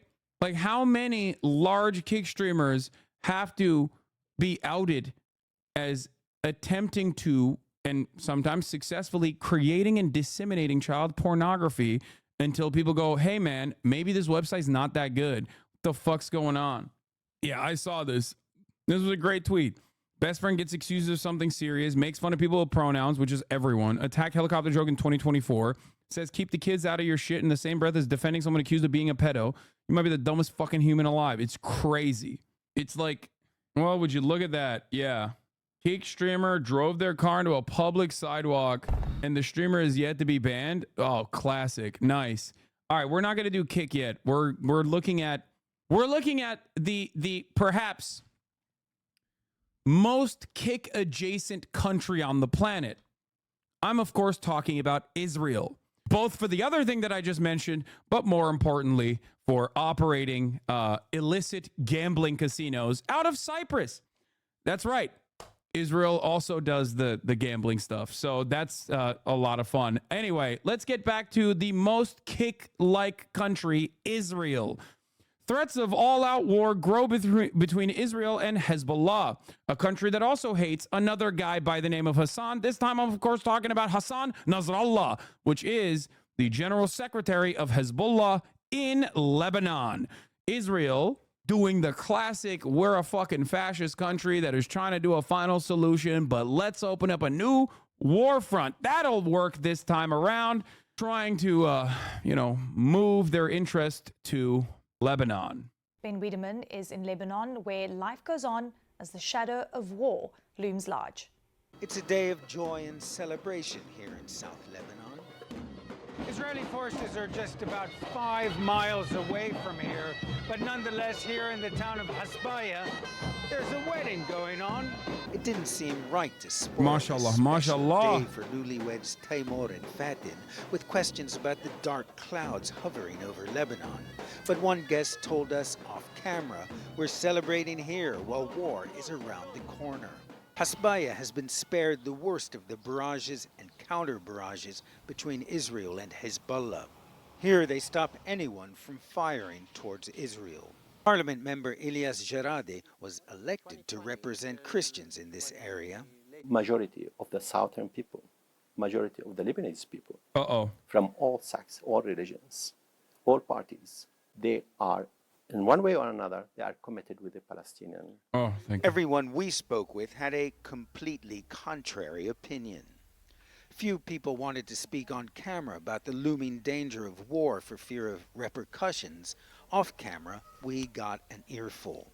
There is zero appetite for escalation, little support for Hezbollah.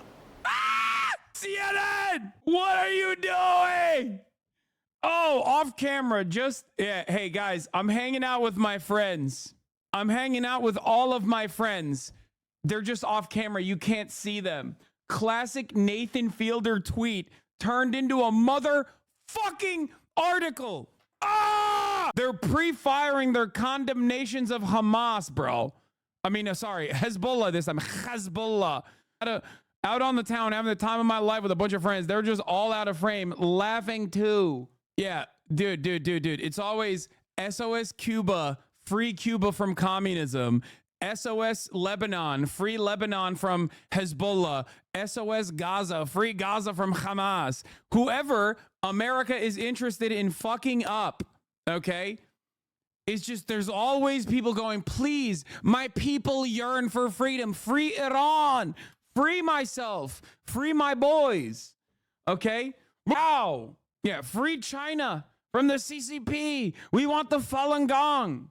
Free Iran by nuking Tehran. We want the MEK. Please bomb us. Anyway, I take your point, but do you think a lot of the Lebanese beyond the most core elements of the Shia community actually support Hezbollah? Many Lebanese blame Hezbollah for the country's political deadlock and economic ruin. okay, first of all, people can believe a multitude of different things inside of a country. That doesn't make it correct. Secondly, okay, ultimately, if given the choice between who is the worst person here, who is the worst political entity here, the answer is identical to what you see in fucking Gaza, okay? Which is, it's still Israel. That's it. It's still Israel. You don't have to fucking love Hezbollah to be like, Israel should not invade Lebanon. It did it already, and it failed, okay? Why? Because of Hezbollah. Israel at this point basically is the Hillary Clinton of countries, okay? Anytime she gets involved, everyone goes, oh, okay, they're the bad guys. Never mind. And the people resisting against Hillary Clinton, they must be the good guys. That's what's going on. The South was deserted by the government. That's why Hezbollah exists. They literally let Israel in, and Hezbollah was the only answer to kick them out. Exactly. It's like people don't understand how this this group organized, okay? And like why it fucking exists. Lebanon as a country, or rather more clearly as a project, is already you know how the old saying goes, like, oh, two Jewish people, 3 different opinions. It's like Lebanese politics is even worse than that. It is impossible to decipher. It is the most sectarian, most insane fucking country in terms of its governance, okay? It's fundamentally broken alongside like ethnic boundaries, religious boundaries. It is fucking ridiculous. But ultimately, it doesn't matter. You know what's fucking unifying? Unless you're like a phalangist, ultra-nationalist Christian psychopath who rabidly wants to do a pogrom to every Muslim in Lebanon, okay? With the exception of that one unique group, which of course aligned with Israel, by the way. The Sabra and Shatila massacres were conducted by those guys. Unless you're like a literal fucking terrorist, there's one guy that is the worst guy in the room. That one guy is Israel. It is the unifying principle. Look at fucking Yemen. Dudes that were literally murking one another in Yemen. Different groups that were unironically fighting against one another while there was an ethnic cleansing going on in Yemen, all rose up in arms and were like, nah, fuck this shit, dog. Okay, Ansar Allah, you're good. You're good in my fucking book. I know I was killing you months ago, but honestly, you guys are fucking dope now. I take it back. I take back everything I said. I was unfamiliar with your fucking game because guess what, dude? We really like what you're doing, resisting against Israel's apartheid, resisting against Israel's ethnic cleansing, and fucking, taking over ships in the Red Sea. Oh.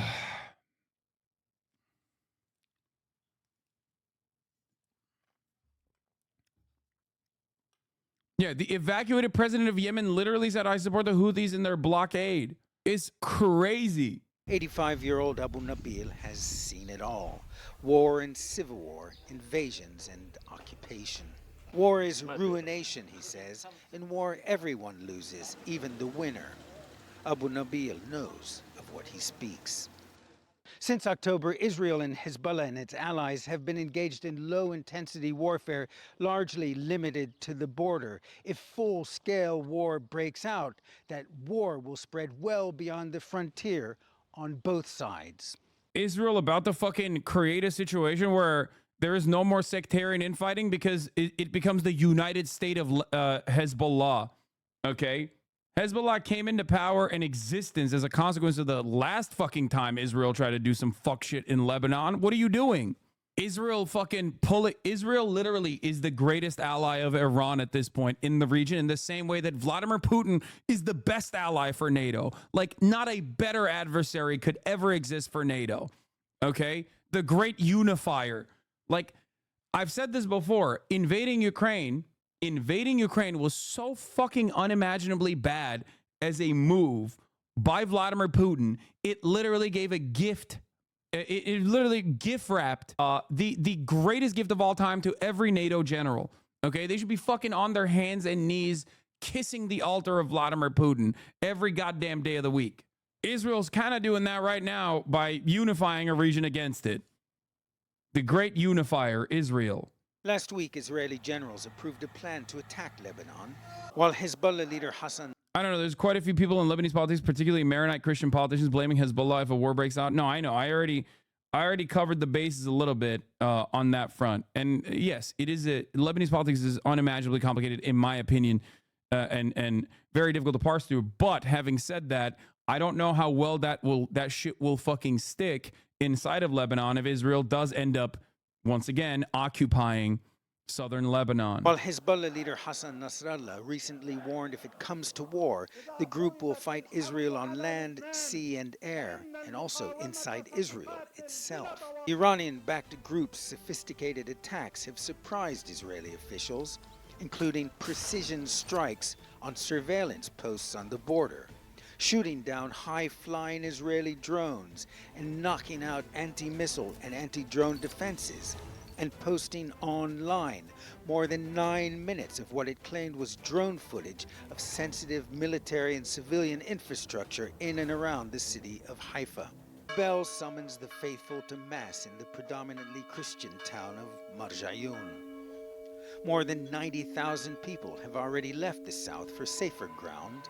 Amal says she's determined to stay, but adds, if things escalate to war and it reaches here like it did before with some shelling, of course, like others, we'll have to leave. For now, they can only pray for peace and hope those prayers are heard. All right, Ben Wiedemann joins us now from Beirut. Ben, I want you to unpack this for us because the rhetoric has definitely changed. Bro, even their wafers are better, bro. I'm sorry. Okay? That's crazy. Even the Christians on that other part of the fucking world are operating with they got better waivers and shit. Is crazy to me. There's a sense and major concern about potential escalation. Israel last week approving operational plans for potential offensive in Lebanon. Netanyahu saying they might shift focus to Lebanon. How are people responding on the ground, and what are they reading into this new rhetoric about the prospect of a bigger conflict? Well, people have heard here in Lebanon for months now sort of saber rattling coming from Israel, but I think what has people really worried was what we've heard reported on CNN, that the Biden administration has expressed its full support for Israel in the event of full-scale hostilities between Hezbollah and Israel, which is rather reminiscent of the full-bodied support the Americans voiced at the beginning of the disastrous war in Gaza. So really that has people worried, and we're already seeing signs of things, for instance, cancellations in hotels. Lebanon in the summer, Lebanon is highly dependent on members of the Lebanese diaspora and tourists to come here to bring badly needed hard cash. There have been many cancellations at hotels and elsewhere. We also know that Kuwait, Sweden, and North Macedonia have warned their citizens not to travel to Lebanon under the current circumstances, and those who are here to leave immediately. This is reminiscent, of course, of the kind of things we were seeing back in October last year. And finally, the London Telegraph has put out a report saying that the Beirut International Airport is being used as a storage depot for weapons by Hezbollah. Now, Lebanese officials have come out and flatly denied that. The Minister of Information, the Minister of Transport, and the Foreign Minister actually led a tour of journalists and foreign diplomats to show them there's nothing there. But people are worried that this is a sign that, for instance, there's a target that the Israelis might hit the airport, which is essential for this small country, which only has one international airport. Eleni? Yeah. Ben Wiedemann, thank you so much for that analysis. Good to see you. Yeah, the Israeli Prime Minister said that the fighting, specifically in Rafah, is winding down. The intense fighting is winding down. What have they told you specifically on that issue? Or have they given you a timetable or what have you? And what is your assessment of what that means exactly, that it's winding down according to Israel, and with the risk playing up north? So I don't want to get into too I don't want to get into too much detail about our conversations with respect to these matters, but they have told us much the same of what you have seen them now say publicly, which is that they are getting close to an end to major combat operations in Rafah. And so I will let them speak to what that means and what future deployments will look like. But from our perspective, what it means is the importance of working on all these plans for the day after the conflict, because we don't want to see in Rafah what we've seen in Gaza City and what we've seen in Khan Yunis, which is the end of major combat operations, and then the beginning of Hamas reasserting control and reasserting activity in those areas. And we have been quite consistent that for there to be an enduring defeat of Hamas, there needs to be a plan for what replaces them. And what replaces them needs to be Palestinian-led governance. It needs to be realistic security plans. It needs to be realistic reconstruction plans. And that's what we continue to work towards with our Arab partners in the region, and as we continue to push the government of Israel to properly consider. Thank you. The Prime Minister of Israel also said over the weekend, or claimed that the U.S., that Israel has seen a dramatic decrease in U.S. munitions to Israel. Could you explain to us what the Biden administration understands from his word decrease and whether that's correct? I don't understand what that comment meant at all, in the same way that I didn't understand the comments that we discussed last week when we heard them make similar claims. We have paused one shipment of high payload munitions. That shipment remains on pause. It remains under review.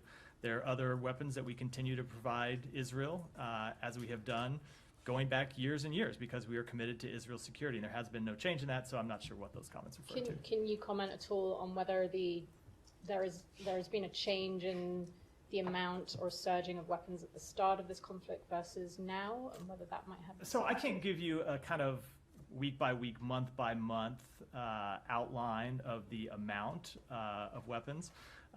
There are weapons commitments that we have made to the government of Israel going back years. We've talked about this some before, about how there are times when they order from us, pay the United States for, let's say just for example, 20,000 of a particular munition, and they take delivery when they make the order of 5,000, and there remain 15,000, and they come back to us and ask for more. Obviously, they were making intense requests at the beginning of the conflict, and we were fulfilling those requests. They continue to make requests, and we continue to fulfill those requests. So I can't tell you whether they are lower today than they were in October. It may be either because they have requested less or they've run up against headroom. I can't give you that kind of sort of graphic description. But overall, the programs have not changed. We continue to meet the requests that they have made to us. We continue to meet our statutory obligation to ensure that Israel remains a qualitative military edge over other countries in the region, and that will continue to be our policy because our commitment to Israel's security is ironclad. Just specifically on the Defense Minister Gallant, he's talked about in some of his public comments. Come on, it's not unreasonable to think that people are afraid to speak on camera in fear of repercussion. It's unreasonable that people, especially Christian towns, support Palestine but oppose the way Hezbollah currently operates in fear that it'll start a full-blown war in southern Lebanon. I don't see a problem with that specific part of the coverage necessarily. No, the only reason why you hear that part of the coverage is to say that, oh, look at these Lebanese people. They do not fear Israel. They fear Hezbollah. It is a way to basically say Hezbollah is responsible for Israel potentially invading Lebanon. Okay, that's the reason why I take issue with that kind of coverage. Israel literally is just like, yeah, we fucking want it. We want it. We want the smoke. We want the smoke. We want the smoke. Ultimately, it all goes back to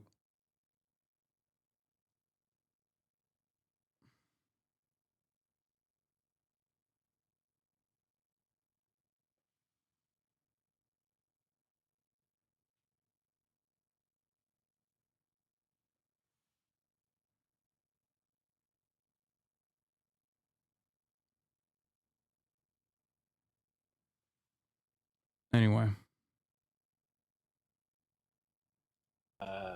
A phase C in the conflict. Is there a joint understanding of what that means? What is phase C? I will let him speak to what he meant by that. Obviously, we talked to them about what their military operations look like, and we talked to them about when they transition from one phase to the other, and how they hope to get to a point where they're not in major combat operations, where they hope to get to a place in Rafah where they are in the north. And it's not that coverage is false. It's the fact that Shannon chose to include that type of perspective.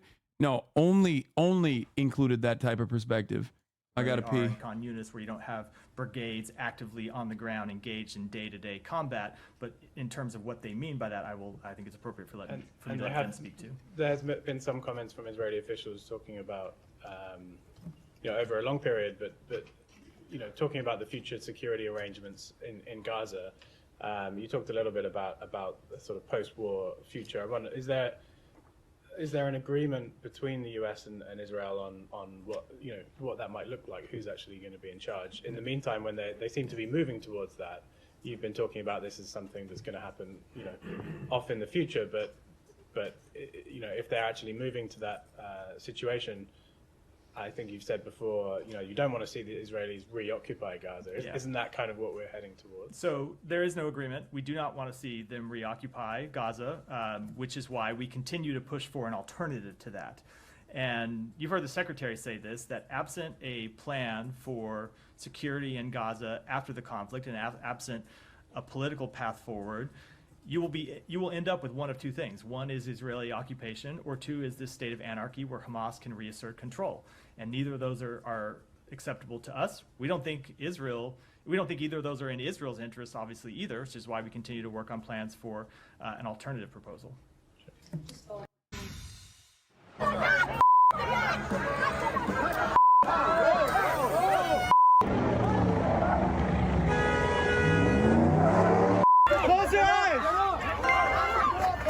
That's right. Let's get back to the United States of America, baby. Here it is. Violence erupts as protesters block LA synagogue. Now, this is a really interesting story. This is a interesting story because, this is the latest iteration of like domestic American politics. Any kind of criticism of Israel is fucking anti-Semitic, that sort of shit. Now, here's what's really interesting about the story. Let's watch the Fox News coverage over it for a second, and let's see the violent pro-Hamas mob. Like, what were they doing? Violence breaking out over the weekend in Los Angeles after a group of anti-Israel agitators blocked the entrance to a synagogue, sending fists flying in the riot police response. Chief Correspondent Jonathan Hunt is live in Los Angeles with the latest. Hello, Jonathan. Good morning, Mike. They were extraordinary scenes, pitched battles being fought between pro-Palestinian protesters who targeted a synagogue and members of that synagogue and of the Jewish community that surrounds it. What was it? Wait. So they were, pro-Palestinian protesters are targeting a synagogue. That's a Jewish place of worship. That sounds really anti-Semitic. Why were they doing that? Is it because they are, in the words of Joseph Robinette Biden, motivated by an ancient form of Jew hatred? Is that what it was? I wonder, what could it be? I wonder, what was the reason? I mean, God. These anti-Semites, This all taking place in the heart of Los Angeles, in the middle of one of the city's largest Jewish communities. About 100 pro-Palestinian protesters descended on the area Sunday morning, and almost immediately violence broke out as those protesters tried to block the entrance to the Adass Torah synagogue. Jewish counter-protesters tried to push them back, and for some time, violent fights. Okay, 6-minute coverage. Total 1 minute and 14 seconds in, they still are just saying like, oh, these guys just hate Jews. That's it. Please look no further into the situation other than these guys just hate Jews. Broke out between the two sides.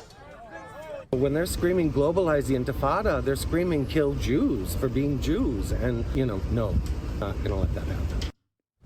Riot police intervened to try to keep the two groups apart and clear the pro-Palestinian protesters from the Jewish neighborhood. But tensions remained high for several hours. And at one point, at least 8 officers with weapons drawn ordered... Guys, fucking spoiler alert, okay? Please stop trying to link me shit about what the actual story is. I know what the story is. Do you think I don't know what's going on? This happened in my fucking backyard, okay? I know exactly what happened. Stop spoiling it. Ordered 2 pro-Palestinian... I'm doing something here. Protesters from their car, clearly concerned the vehicle itself could be used as a weapon. Los Angeles Mayor Karen Bass condemned the protesters, saying, quote, today's violence in the... Suck my dick, every single person involved in this. Fuck the police. Fuck Karen Bass. Fuck that piece of shit. Fuck all of those pieces of shit that were fucking doing this event at the synagogue. Okay? Now, I wanted you to get a better understanding of what the fuck is happening here. You got the fucking riot police out there. Wow, they are really doing a pack watch on these anti-Semites, it seems. So what actually happened? Why was there a protest outside of the synagogue? Is it because they're like, we don't like Jews and we don't want them to fucking go to their place of worship? Is that what was going on? Is that what was happening there? Or was a similar story that has happened in fucking Long Island a million times over, by the way, and also in New Jersey, by the way, happening at this Los Angeles synagogue? It's the second thing. It's not that they were like, oh yeah, you can't go into the synagogue. We hate you. You're Jewish. It was, here's Ben Lorber. The synagogue was hosting an organization that sells Israeli real estate and includes properties in illegal settlements. Protesters were there because of that organization. Leaving this out is crucial context and akin to misinformation, says Ben Lorber, because that's what was going on. There it is. There it fucking is. I fucking hate this shit so goddamn much. Everyone is such a fucking monstrous piece of shit, dude. Holy fuck. Selling stolen land at a synagogue, says Matt Lech, and then crying that people are hating you for your religion is one of the most simultaneously cynical and insane gambits I've ever seen. The notion, like, the insanity, the fucking absolute, unrestricted, unfiltered insanity of being like, you don't understand. The Jews epigenetically have to sell real estate on stolen land. This is a part of our religion, is the most anti-Semitic shit crafted in the motherfucking halls in the basements of 4chan. Okay? What are you doing? What are you saying? You don't understand, guys. You don't get it. We have to sell stolen land. It is a part of my religious upbringing and development, is what Nazis say about Jewish people. Why are Zionists literally saying Nazi shit about themselves? What is happening? Pro-Palestinian activists held a protest Sunday outside a synagogue in the heart of Pico Robertson, an Orthodox Jewish enclave in Los Angeles, where Israeli real estate companies were promoting their properties to potential American buyers. I assume I'm blocked by Hen Mazig. Creating an environment that's so hateful that American Jews are considering moving to Israel during wartime, then violently protesting an event about it, then gaslighting Jews when we call out the violence is one of the most simultaneously cynical and hateful gambits I've ever seen. The West Bank is Israel now, huh? Says Matt Lech, responding to Hen. And also, you fucking wish Israelis are fleeing. Shut the fuck up. Yeah, Israelis are fleeing. Israelis are fleeing Israel, dumb fuck. The fuck are we talking about? Oh yeah, no, totally, dude. American Jews are just moving to Israel because they're so afraid of anti-Semitism happening in the U.S. is the dumbest fucking thing I've ever heard. Please watch this video, the clips they showed without them being edited. Zionists in LA try to lynch protests against their fire sale of stolen land while the LAPD watches, and the media and politicians paint the protesters aggressors and the protesters anti-Semitism. This guy seems suspicious. Israel has colonized America. Okay, calm the fuck down. I don't know if this is some fucking Nazi shit, but it doesn't matter. I want to see the fucking full context. Wow. Wow. Wow. Look at that. Look at the anti-Semitism happening here. Dude, I'm sorry. You cannot be in the direction of my kick. I'm a Zionist, a protected class in America. If you are in the vicinity of an area that I want to kick, you just, you have to get kicked. Yeah, you got fucking rabid cultists over here surrounding a motherfucking Range Rover, and the PD is arresting the owners of the Range Rover. Nice, dude. With the fucking Messiah flags, too. The Messiah. This is so horrifying. It must be placed within the context. These are the same fascists who threw explosives at UCLA students and Jump student reporters returned to their cars 2 months ago. Only one arrest from that night. None from yesterday, as far as I know. Yeah. Here's what actually...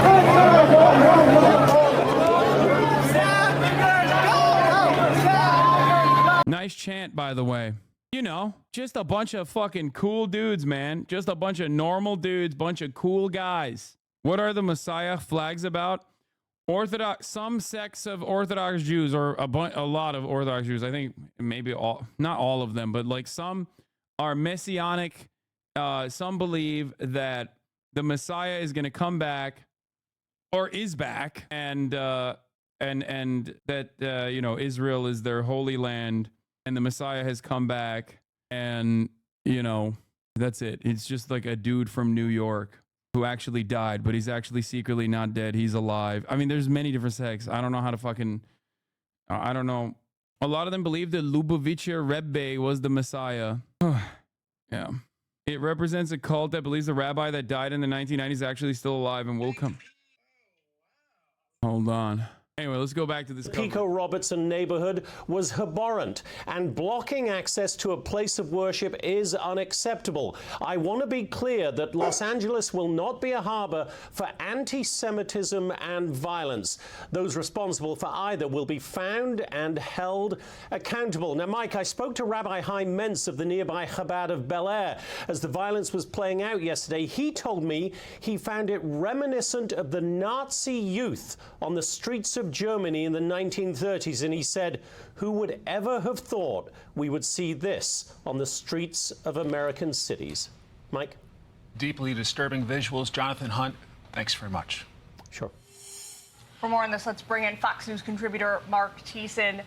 Mark, anti-Semitic violence, attacks like this one may not make headline news every single day, but they are certainly happening across America, across Europe, certainly reaching to all corners of the globe. We may have heard over the weekend synagogue goers were murdered in broad daylight in Russia.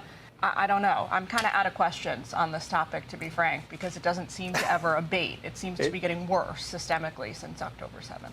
You're 100% right. And look, this is being presented by many in the media as a clash between two different sides of protest. No, it's not. Everyone is fucking lying in the same exact way that Fox News is. You can't even fucking up the ante in comparison to Karen Bass, because Karen Bass, as a liberal Democrat, is already lying in the same exact way. It is fucking insane. Most of the violence is still, and always, by the way, always is coming from the Zionist crowd, because they understandably feel like they can get away with it. Even the footage that they're showing of people being beaten down, by the way, those aren't Jewish synagogue attendees. The people being beaten down are literally pro-Palestinian demonstrators. That's what's crazy about it. Thank you to the serfs for raiding. Hope you had a good stream, the serfs. Messies are just evangelical Christians. Oh, Messianic Jews are evangelical Christians. Sorry. Damn, this guy's good.